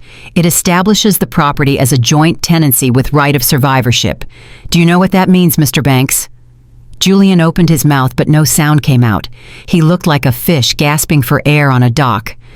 It means, Patterson continued, that the moment Captain Carter passed away, his interest in the property vanished. It did not go to the estate. It transferred automatically and immediately to the surviving joint tenant. He looked at me, and then he looked at Langston. Mr. Price, you have inherited nothing but a record collection and some photo albums. The house belongs 100% to Mrs. Carter. You are not the owner. You are not the landlord. And frankly, based on your behavior, I would suggest you stay off her property unless you want to be arrested for harassment. Langston turned a shade of purple I had never seen before. He looked at the empty folder. He looked at his weeping wife and his screaming daughter. And then he looked at me. He realized in that moment that he had lost. He realized that the insolvency lie had failed. He realized that the foreclosure threat had failed. He realized that he was broke, and I was standing on a mountain of cash and equity. You, he hissed. You poison! You came into this family and you rotted it from the inside out. You turned my son against me. I did not turn him against you, Langston, I said quietly. You did that yourself when you treated him like an employee instead of a son. I stood up. I picked up the blue folder containing the insurance check and the deed. I placed them in my portfolio. I believe we are done here, I said. I turned and walked toward the door. Behind me I heard Genevieve sobbing into her hands. I heard Bianca cursing her husband. And I heard the heavy, ragged breathing of Langston Price, a man who had just realized his kingdom was made of sand. But the war was not over. 2 weeks later, the initial victory at the law office felt like a distant memory. The battlefield had shifted. Langston Price was wounded, but a wounded animal is the most dangerous kind. He did not retreat to lick his wounds. He launched a scorched earth campaign. I sat in my office at Legacy Ops staring at the whiteboard. It used to be covered in green ink representing active contracts and projected revenue. Now it was a sea of red. In the last 10 days, I had lost 80% of my local clients. My phone rang. It was Michael from the microbrewery on the west side. He was one of my first clients. We had built his distribution network together. Simone, he said. His voice was heavy with apology. I am sorry, I really am, but I have to terminate our contract effective immediately. Michael, please, I said, gripping the phone. We have a 2-year agreement. You know my service is better. You know my drivers are more reliable. I know. He sighed. But it is the numbers, Simone. Price Logistics called me yesterday. Langston himself. He offered to take over the entire route for 30% less than what you are charging. 30%, Simone. I run a small business. I cannot say no to that kind of savings. My board would fire me. The line went dead. I stared at the phone. 30%. It was insanity. The margins in logistics are razor thin. Fuel, insurance, labor, maintenance. If you cut your price by 30%, you are not just cutting profit. You are cutting into bone. You are paying the customer to move their goods. My email pinged. Another cancellation. This time from a paper supply company. Same story. Price Logistics had offered a rate that was mathematically impossible to sustain. Langston was not trying to compete. He was trying to kill me. He was willing to bleed his own company dry just to make sure I starved. He was using his size and his leverage to undercut me at every turn. He was telling every client in Atlanta that I was unreliable, that I was a grieving widow who had lost her mind, that I was a thief who had stolen from her dead husband's estate. He was poisoning the well. I stood up and paced the small office. My assistant looked at me with worried eyes. She saw the red ink. She saw the cancellations. She thought we were sinking. But I was not sinking. I was thinking. I walked to the window and looked out at the city. I thought about The Art of War. Dante and I used to read it together. There was a passage that kept playing in my head. When your enemy is making a mistake, do not interrupt him. Langston was making a mistake. A colossal, fatal mistake. He was insolvent. The papers Dante had left me proved it. Price Logistics was a house of cards built on debt and fraud. Langston did not have the cash reserves to support a price war. He was already drowning, and now he had just attached a lead weight to his ankle by taking on all these loss-leading contracts. He was betting everything on a quick kill. He thought I was weak. He thought that if he took away my revenue for a month, I would panic. He thought I would burn through the insurance money trying to stay afloat and eventually come crawling back to him to sell the company for scraps. He was projecting his own desperation onto me. I turned back to the whiteboard. I picked up a red marker. I looked at the list of clients who had left. The brewery, the paper company, the furniture distributor. Let them go, I whispered. I did not call them back. I did not offer to match the price. I did not beg. In fact, I did the opposite. I sat down at my computer and drafted an email to my remaining local clients. Dear valued partner, due to a strategic pivot in our operations, Legacy Ops will be transitioning away from local small-scale distribution. We recommend you seek alternative providers for your logistics needs. We hear Price Logistics is offering very competitive rates at this time. I hit send. My assistant gasped. Simone, what are you doing? You are firing our clients. You are sending them to him. Yes, I said. My voice was calm. I am feeding the beast. I was giving him exactly what he wanted. More volume, more trucks on the road, more fuel costs, more driver overtime, and all of it at a 30% loss. I was not retreating. I was handing him a rope. A long, expensive rope. And I was waiting for him to hang himself with it. He thought he was bleeding me dry. But he did not know that these local contracts were just my cover. He did not know that while he was fighting for pennies in the street, I was up in the tower negotiating for millions. I was feigning death. I was playing the part of the defeated victim so he would overextend himself. I was letting him think he had won the battle for Atlanta so he would not see the missile coming for his headquarters. Eat up, Langston, I said to the empty room. Eat until you burst. While Langston Price was busy celebrating his hollow victories, I was living in a different world. My office was quiet. The blinds were drawn.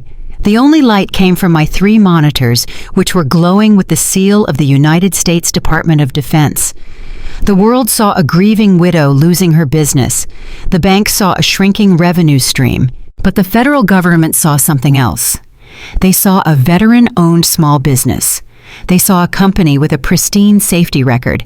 They saw a CEO with a security clearance and a verified history of excellence. I had spent the last 6 months working on this in secret.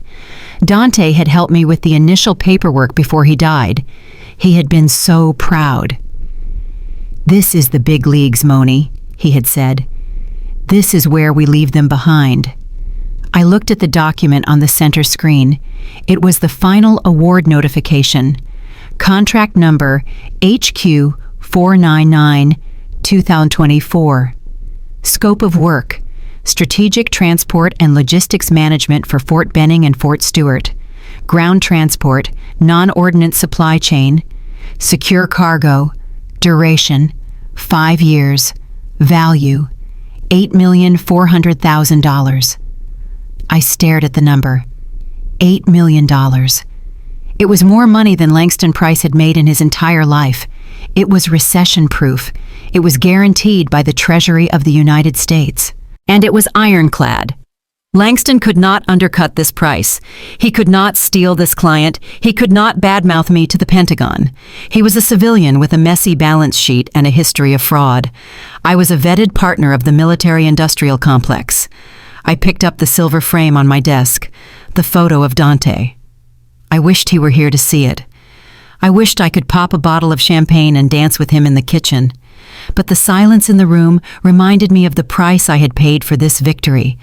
I touched his face in the photo. "We did it," I whispered. Outside the window, I could hear the city of Atlanta moving. I could hear the trucks on the highway.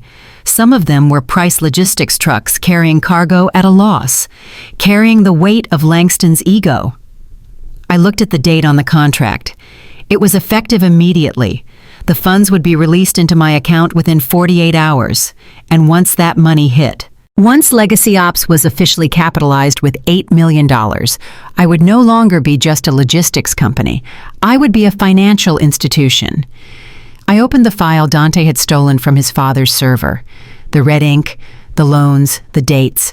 Langston's commercial loans were held by the same bank that had tried to foreclose on me, Atlanta Federal Trust.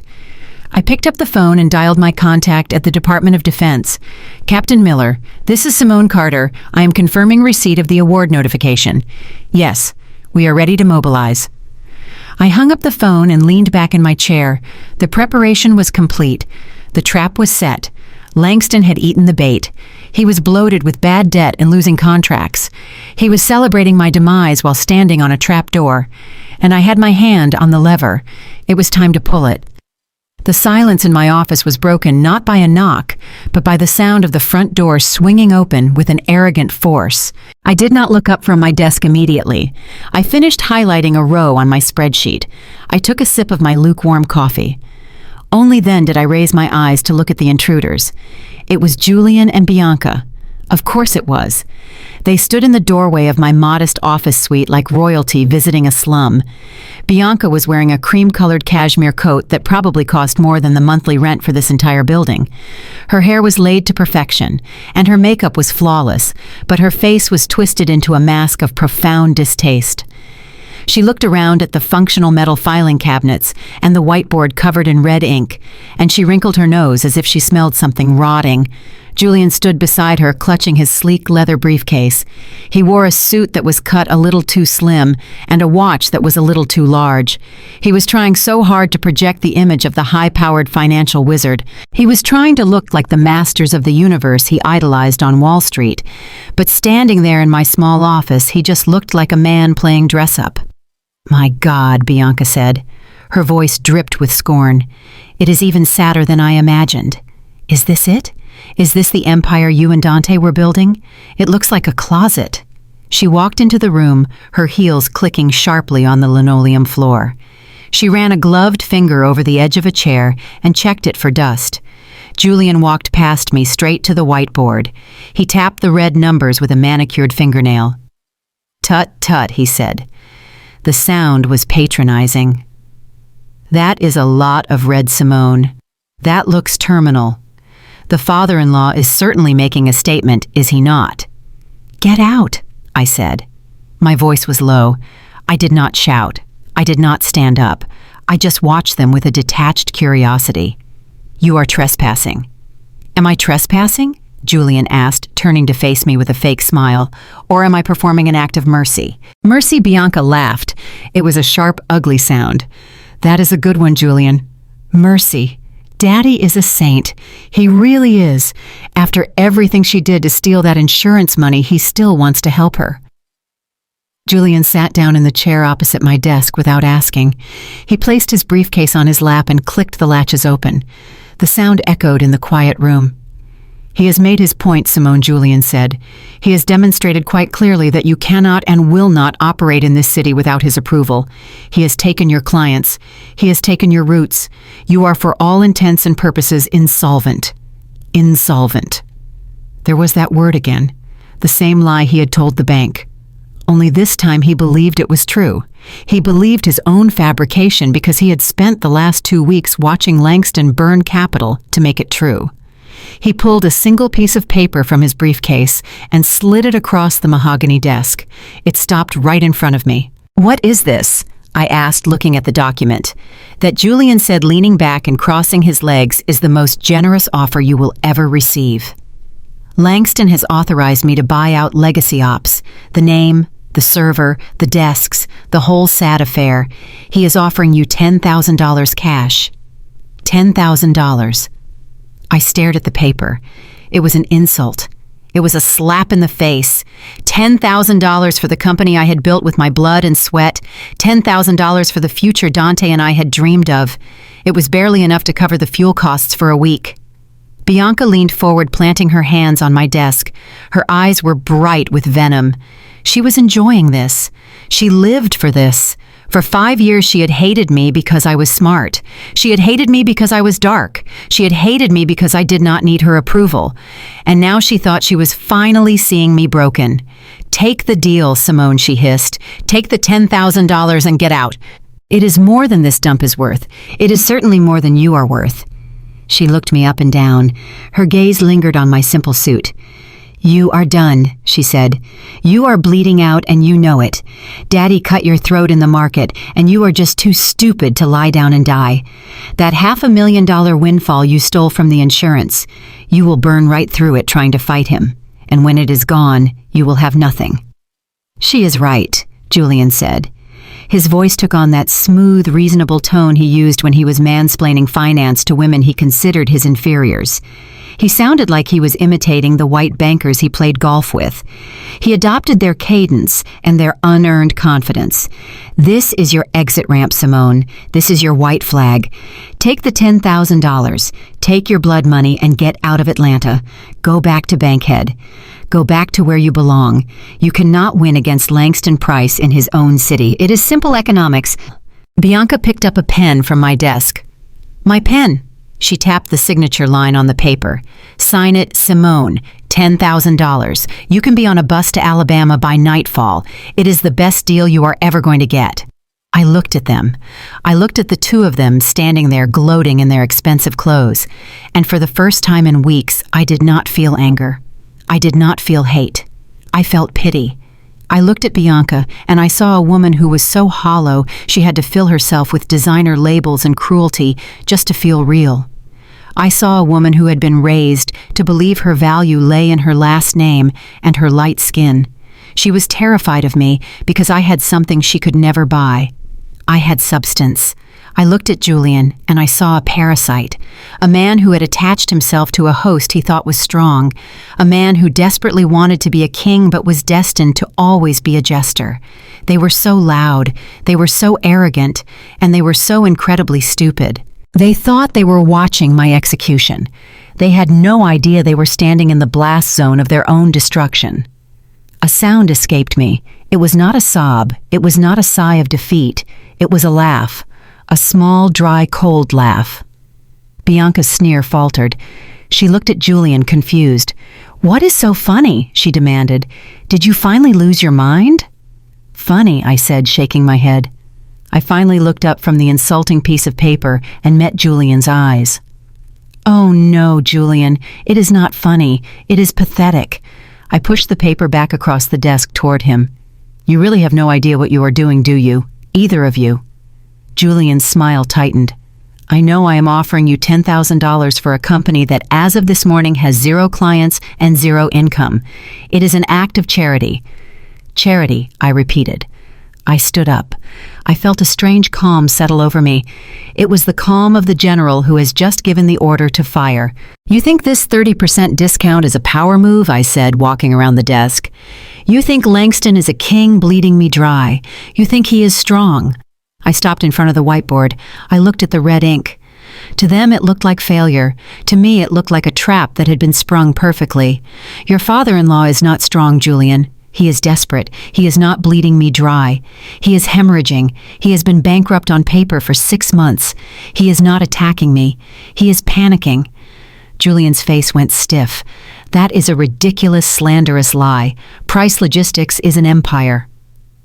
"Price Logistics," I said, turning to face them, "is a house of cards. It is a pyramid scheme. He has been using new contract money to pay old fuel invoices for over a year. He is drowning in debt. And this suicidal 30% loss you are so proud of, it is not a strategy. It is the final desperate gasp of a dying man." Denise looked confused. "What are you rambling about? You are crazy." I walked back to my desk. I picked up the black marker. "You have been so busy trying to destroy legacy ops," I said. "You just assumed. You thought it was some cute, sentimental little startup, didn't you? Something small, something you could crush." I leaned over the desk. I took the purchase agreement, the one offering me $10,000. "You are," I said to Julian, "a terrible financial advisor. In all your due diligence, you never even bothered to find out what the name of my company actually stands for." I wrote 4 letters on the paper right over the signature line. The black ink bled into the white page. VOSB. I pushed it back to him. "It does not stand for vanity, Julian. It stands for veteran-owned small business." Julian stared at the letters. His brow furrowed. He knew the acronym. He knew what it meant in the world of finance, but he could not connect the dots. "So what?" Bianca spat. "It is a stupid name. It is not just a name, Bianca," I said. "It is a designation. It is a weapon. It means my company was never built to compete with your father for local brewery contracts. It was built for a league he cannot even see." I turned to Julian. His breathing had gotten shallow. The color was starting to drain from his face. For the last year, while Dante was still with us, we were not just chasing local routes. We were getting certified. Legacy Ops is a fully certified, federally vetted, veteran-owned small business. Trevor made a small, choking sound. That is right, Julian, I said. It is a status that gives us preferential high-priority access to the most lucrative recession-proof contracts on the planet. Federal government contracts. The kind of contracts your father-in-law with his criminal bookkeeping and his collapsing pyramid scheme could never qualify for. I walked to my desk and grabbed the edge of my main 32-inch monitor. The kind of contracts that do not care if Langston Price is bleeding himself dry in the Atlanta private sector. I spun the monitor around so it faced them. The screen was filled with the official document covered in seals. The eagle of the Department of Defense stared back at them. You have been so proud, I said softly. You have been celebrating that Langston stole 80% of my local clients. But those clients, they were just my cover. They were my practice. They were disposable. I pointed to the document on the screen. While your father was busy losing catastrophic amounts of money to steal my $10,000 paper supply route, Legacy Ops was finalizing this. I let silence hang for a moment. A 5-year exclusive contract to manage all non-ordnance ground transport for Fort Benning and Fort Stewart. I pointed to the bottom line. Read the number, Julian. Read it out loud. Julian looked at the screen. He looked at the number. His eyes widened until they looked like they might pop out of his head. He was not a fighter. He was a parasite.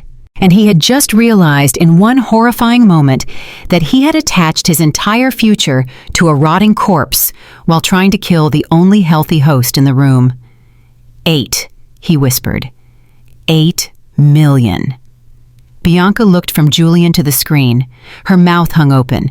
The insults died on her tongue. $8 million, I corrected him.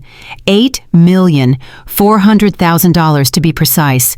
Guaranteed. That can't. Julian stammered. He stumbled back, his legs hitting the chair he had been sitting in so arrogantly just moments before. But Langston said you were broke. Langston is finished, I said, my voice cutting him off. And you helped me finish him. You are lying, Bianca shrieked. Her voice was thin and terrified. You are lying. Am I? I asked. I walked back to my desk and picked up my phone. Let us review, shall we? I looked at Julian. He looked like he was going to be sick. Your father has been running a Ponzi scheme for a year. He was already drowning in debt before Dante died. That is why he needed the insurance money so badly. That is why he needed the house. He needed assets to collateralize his bad loans. Julian sank into the chair. He put his head in his hands. When he couldn't steal my house, he decided to kill my company. I continued. But this war, this 30% discount, it was the most idiotic, most desperate, most suicidal move he could have made. I began dialing a number on my phone. While he was hemorrhaging cash, he did not have to steal my scraps. My real contract was clearing its final review with the Department of Defense, and this morning it was publicly filed. It became a public record. Bianca looked at Julian. Julian, what does that mean? Julian just stared at the floor, muttering, "Oh my God. Oh my God. It means I said that your father's bank saw it. The same bank that holds the loans on every truck, every warehouse, and his own mansion. They saw that a new veteran-owned $8 million logistics company had just become the biggest player in their city. And they looked at their other client, Langston Price, who was suddenly recklessly taking on massive financial losses to fight a war he could not possibly win. I held my phone in my hand ready. The bank panicked, Julian.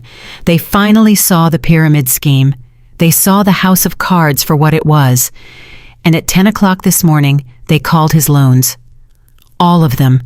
He had 2 hours to cover his entire line of credit. He could do it, Bianca stammered, trying to believe it. He is Langston Price. He is broke, Bianca, I snapped. Of course, he could not pay. Langston Price officially defaulted on his entire commercial debt portfolio at 12 o'clock today. I looked down at the phone. You know he has probably been waiting by the phone all afternoon, waiting for your call, Julian. Waiting for the good news that you bought my insolvent company for $10,000. He needs that one tiny win to try and convince some other fool to lend him money. I pressed the speakerphone button. Let us call him together, shall we? The phone rang once.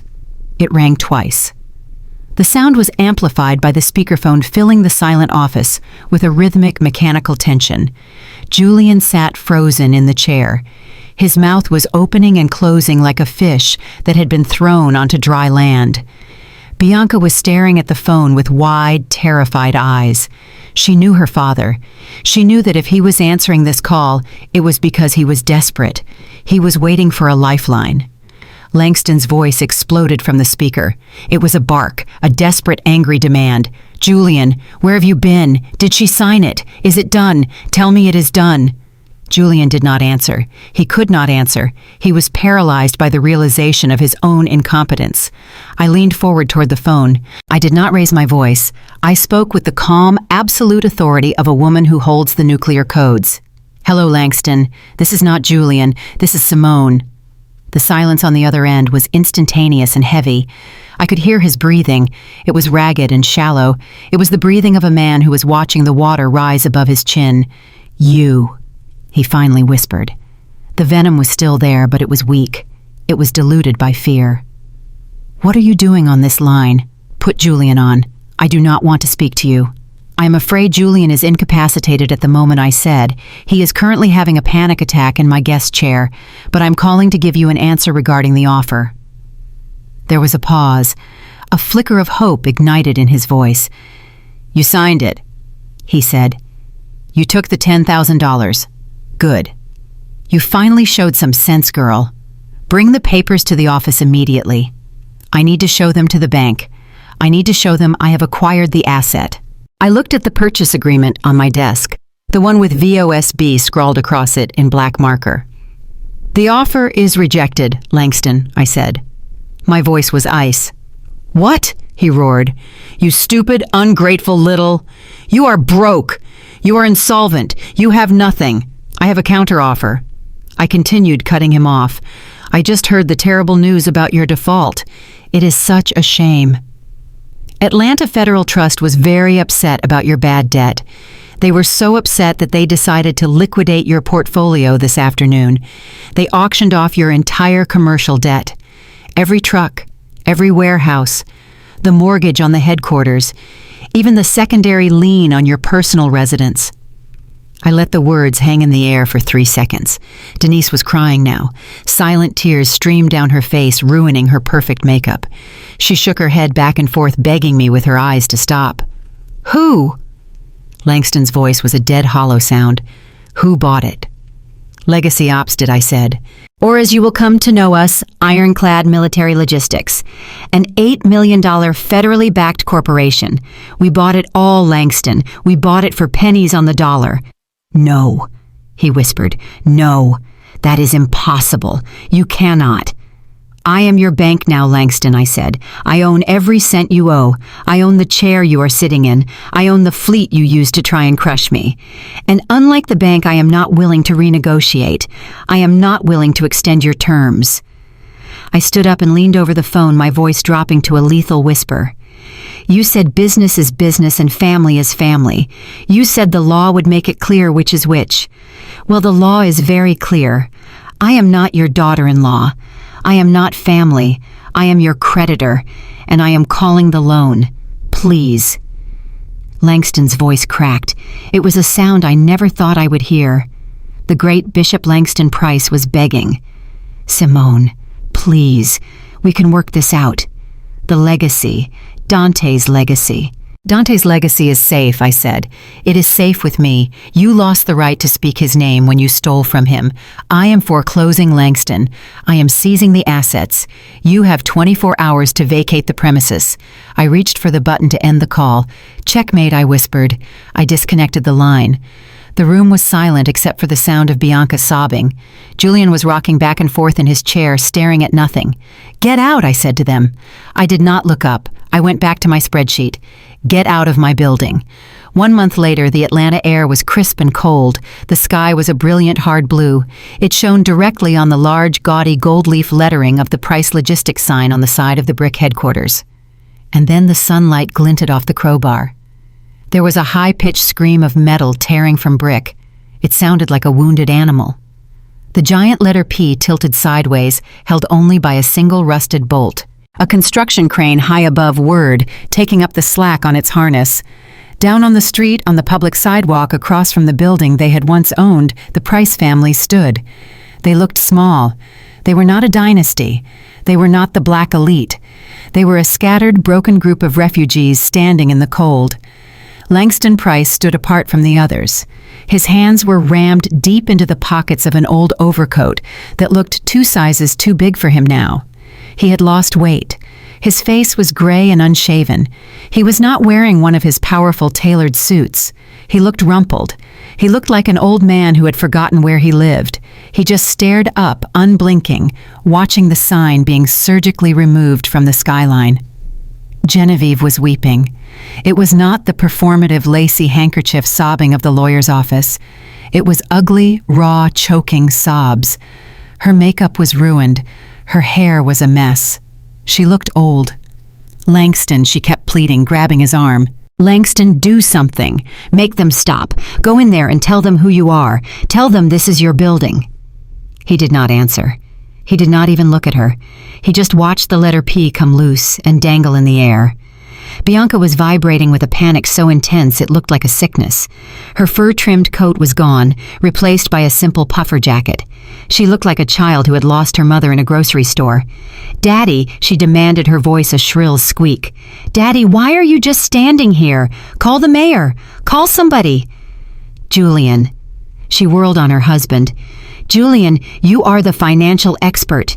You have to fix this. This is illegal. They cannot just take our company." Julian just stared at the ground. He looked like a ghost. His skin was pasty and his eyes were hollow. He had not slept in a month. "It is legal, Bianca," he muttered, his voice dead. "It is all legal. She owns the debt. She is the bank. It is a foreclosure. It is binding." "What good are you?"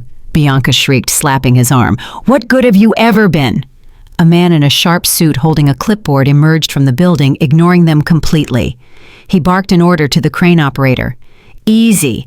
I want that whole sign down in one piece. It is going to be scrapped." Genevieve let out a howl. "Scrapped.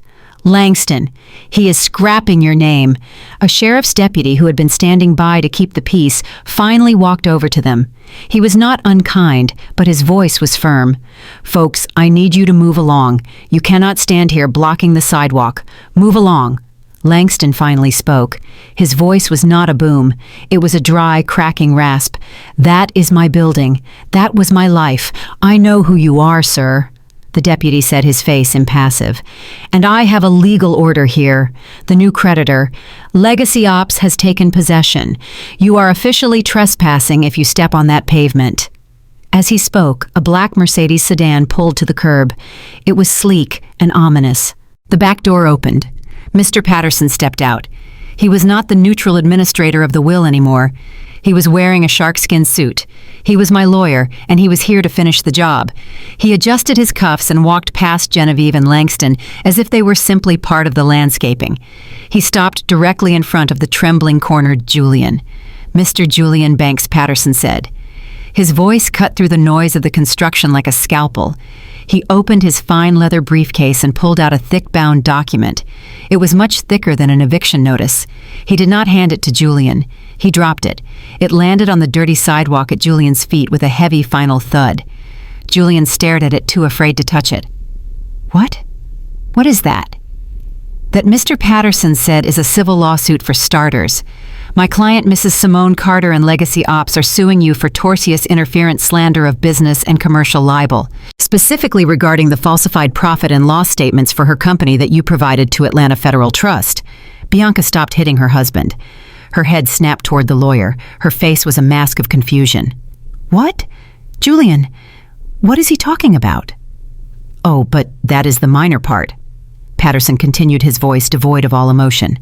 "That document also contains a copy of the official criminal complaint we filed with the district attorney's office this morning, the one that includes a full sworn affidavit from the bank manager at Atlanta Federal Trust." Julian stopped breathing. His face turned the color of chalk. "Bank fraud, Mr. Banks," Patterson stated. "Forgery. the willful creation and submission of falsified financial documents to a federally insured lender in an attempt to trigger a fraudulent foreclosure. It is a federal offense. You tried to frame my client as insolvent, but all you did in your arrogance was create a permanent paper trail of your own felony. Bianca looked from this terrifying document on the ground to her husband's sweating face. Julian, what did you do? What did he say? A felony. Julian said nothing. His legs simply gave out. He slid down the brick wall and landed in a sitting position on the cold pavement. He put his head in his hands and began to weep. He was done. Genevieve's sobs hitched and died. Her family, her home, her daughter's successful husband, her entire world had just detonated in the span of 5 minutes. And then there was Langston. He had not moved. He had not reacted to the lawsuit. He had not flinched at the words federal prison. He was just staring. He looked past the lawyer. He looked past his weeping wife and his ruined, hysterical daughter. He looked at the flatbed truck across the street. The crane operator, unaware of the human tragedy, had just lowered the final letter onto the truck bed. The arrogance was gone. The rage that had promised to grind me into dust was gone. The fire in his eyes had been extinguished, leaving only cold, dead embers. He had bet everything. He had bet his company, his home, his son's legacy, and his family's future, all on a single core belief. He believed that I, Simone Carter, was weak, stupid, and alone. He had been wrong. He slowly, mechanically turned his back to the building. He did not look at his wife. He did not look at his daughter. He did not look at his son-in-law, who was now weeping into his hands on the sidewalk. He just started to walk. Langston Genevieve cried out, "Langston, where are you going? Do not leave us." He just kept walking. An empty suit, a broken old man. He walked past the deputy. He walked past his own car.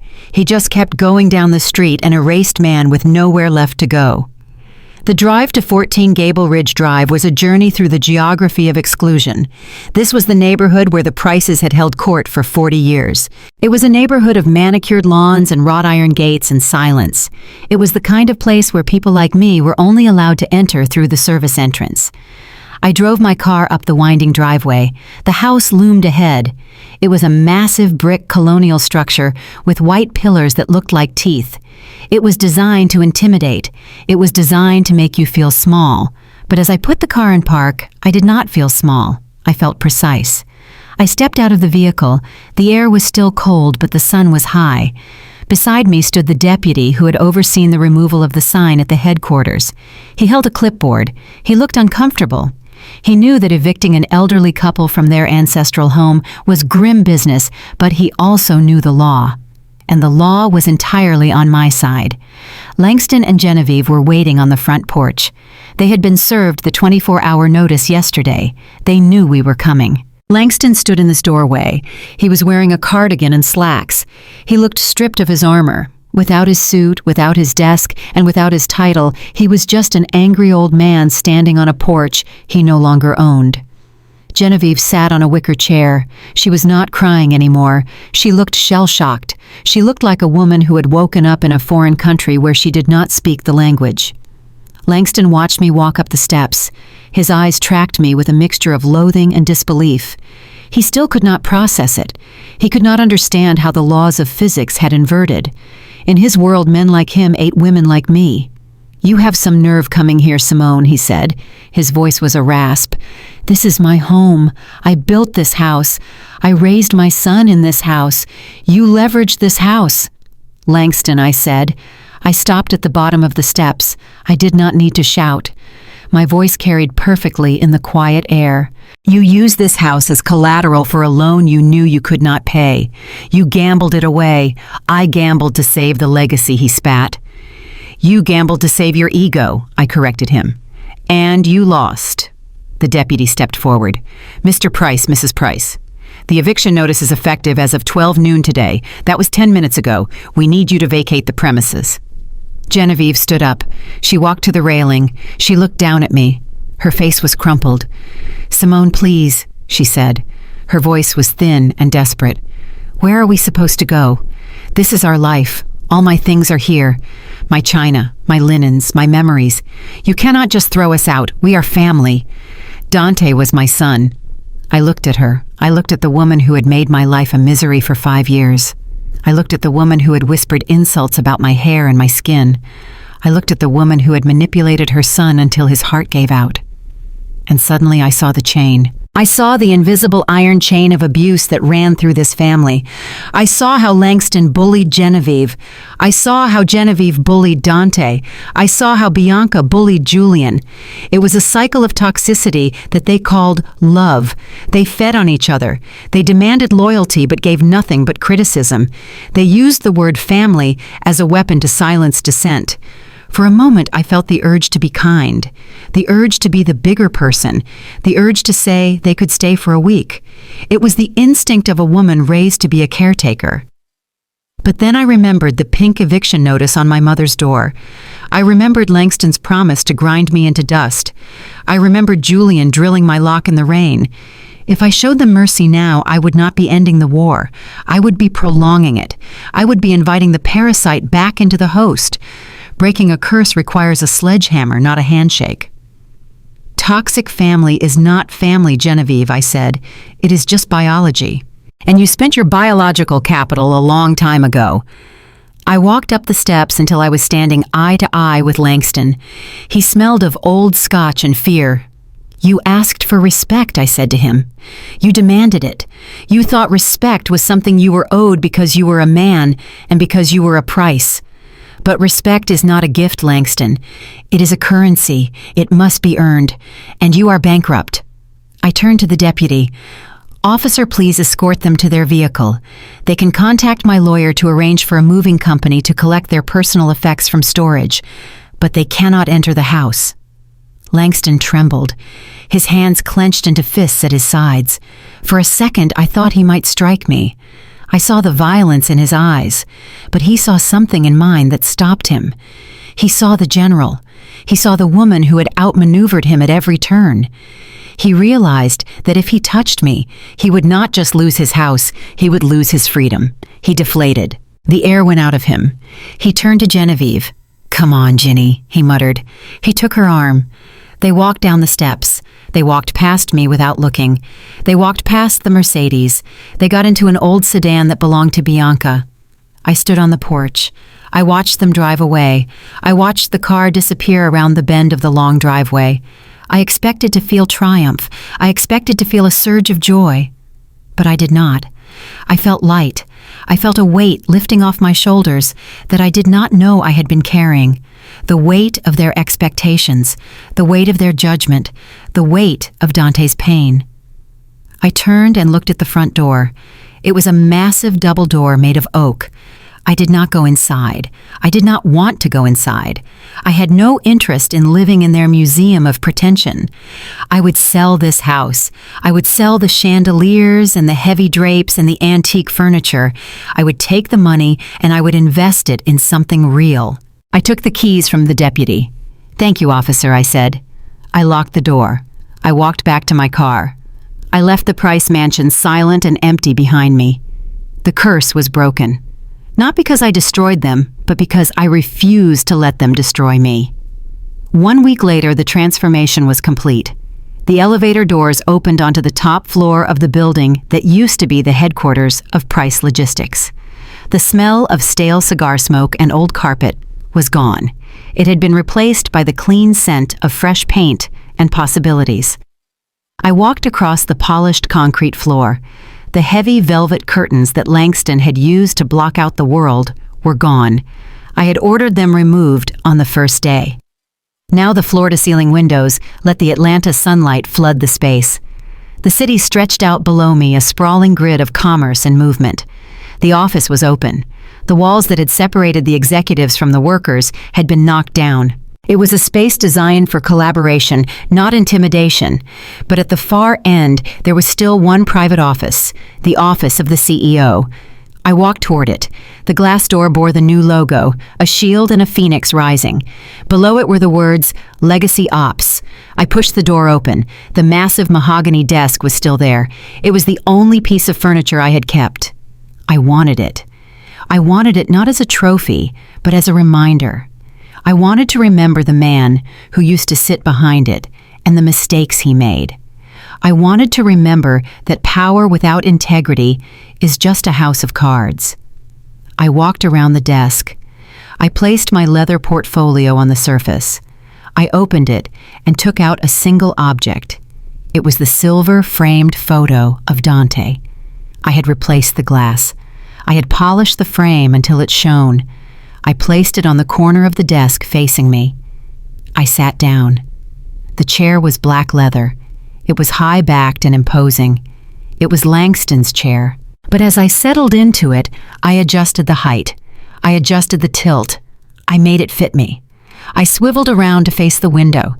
From this height, I could see the interstate. I could see the trucks moving north and south. I pulled up the logistics tracking software on my tablet. Dozens of blue dots appeared on the map. My trucks. My fleet. They were moving supplies to Fort Benning. They were moving cargo to the port of Savannah. They were moving the economy of the Southeast. I was not just running a trucking company. I was commanding a network. I looked at the photo of Dante. He looked so young. He looked so hopeful. "We did it, Dante," I whispered. "The house is safe, the business is real, and the debt is paid." I touched the cool glass of the frame. I realized then that I had stopped grieving him in the way I did at the beginning. The sharp, tearing pain was gone. It had been replaced by a quiet companionship. He was not here, but he was part of this. He was the silent partner who had given me the keys to the kingdom. But I also realized something else. I was not just Dante's widow anymore. For months I had defined myself by my loss. I was the woman who was left behind.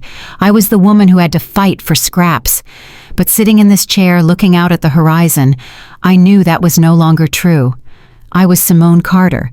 I was a black woman in America who had started with nothing. I had faced a dynasty of wealth and privilege. I had faced a banking system designed to exclude me. I had faced a family that wanted to erase me. And I had won. I had not won because I was lucky. I had not won because I was loud. I had won because I was prepared. I picked up the phone on the desk. It was time to get to work. I had a meeting with the Department of Defense liaisons in an hour. I had a fleet to manage. I had a legacy to build. "They thought I was just a grieving widow," I said to the empty room. My voice was strong. It echoed off the glass walls. "They thought I was weak. They thought I would crumble in the rain. They forgot who you married Dante. They forgot that while they were playing checkers, I was playing chess." I swiveled the chair back to the desk. I opened the file for the new quarter. "They forgot I was a general." I smiled. It was not a smile of revenge. It was a smile of peace. The war was over. The rebuilding had begun, and for the first time in my life, I was exactly where I belonged. Lesson learned. This story teaches us that silence is not weakness. It is a strategy.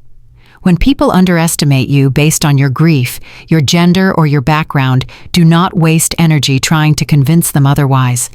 Instead, let them believe their own narrative while you build your fortress in the dark. True power isn't about making the most noise. It's about holding the keys to your house, to your finances, and to your dignity. Emotional intelligence and financial literacy are the sharpest weapons a woman can possess. Reclaim your narrative not by arguing but by outmaneuvering.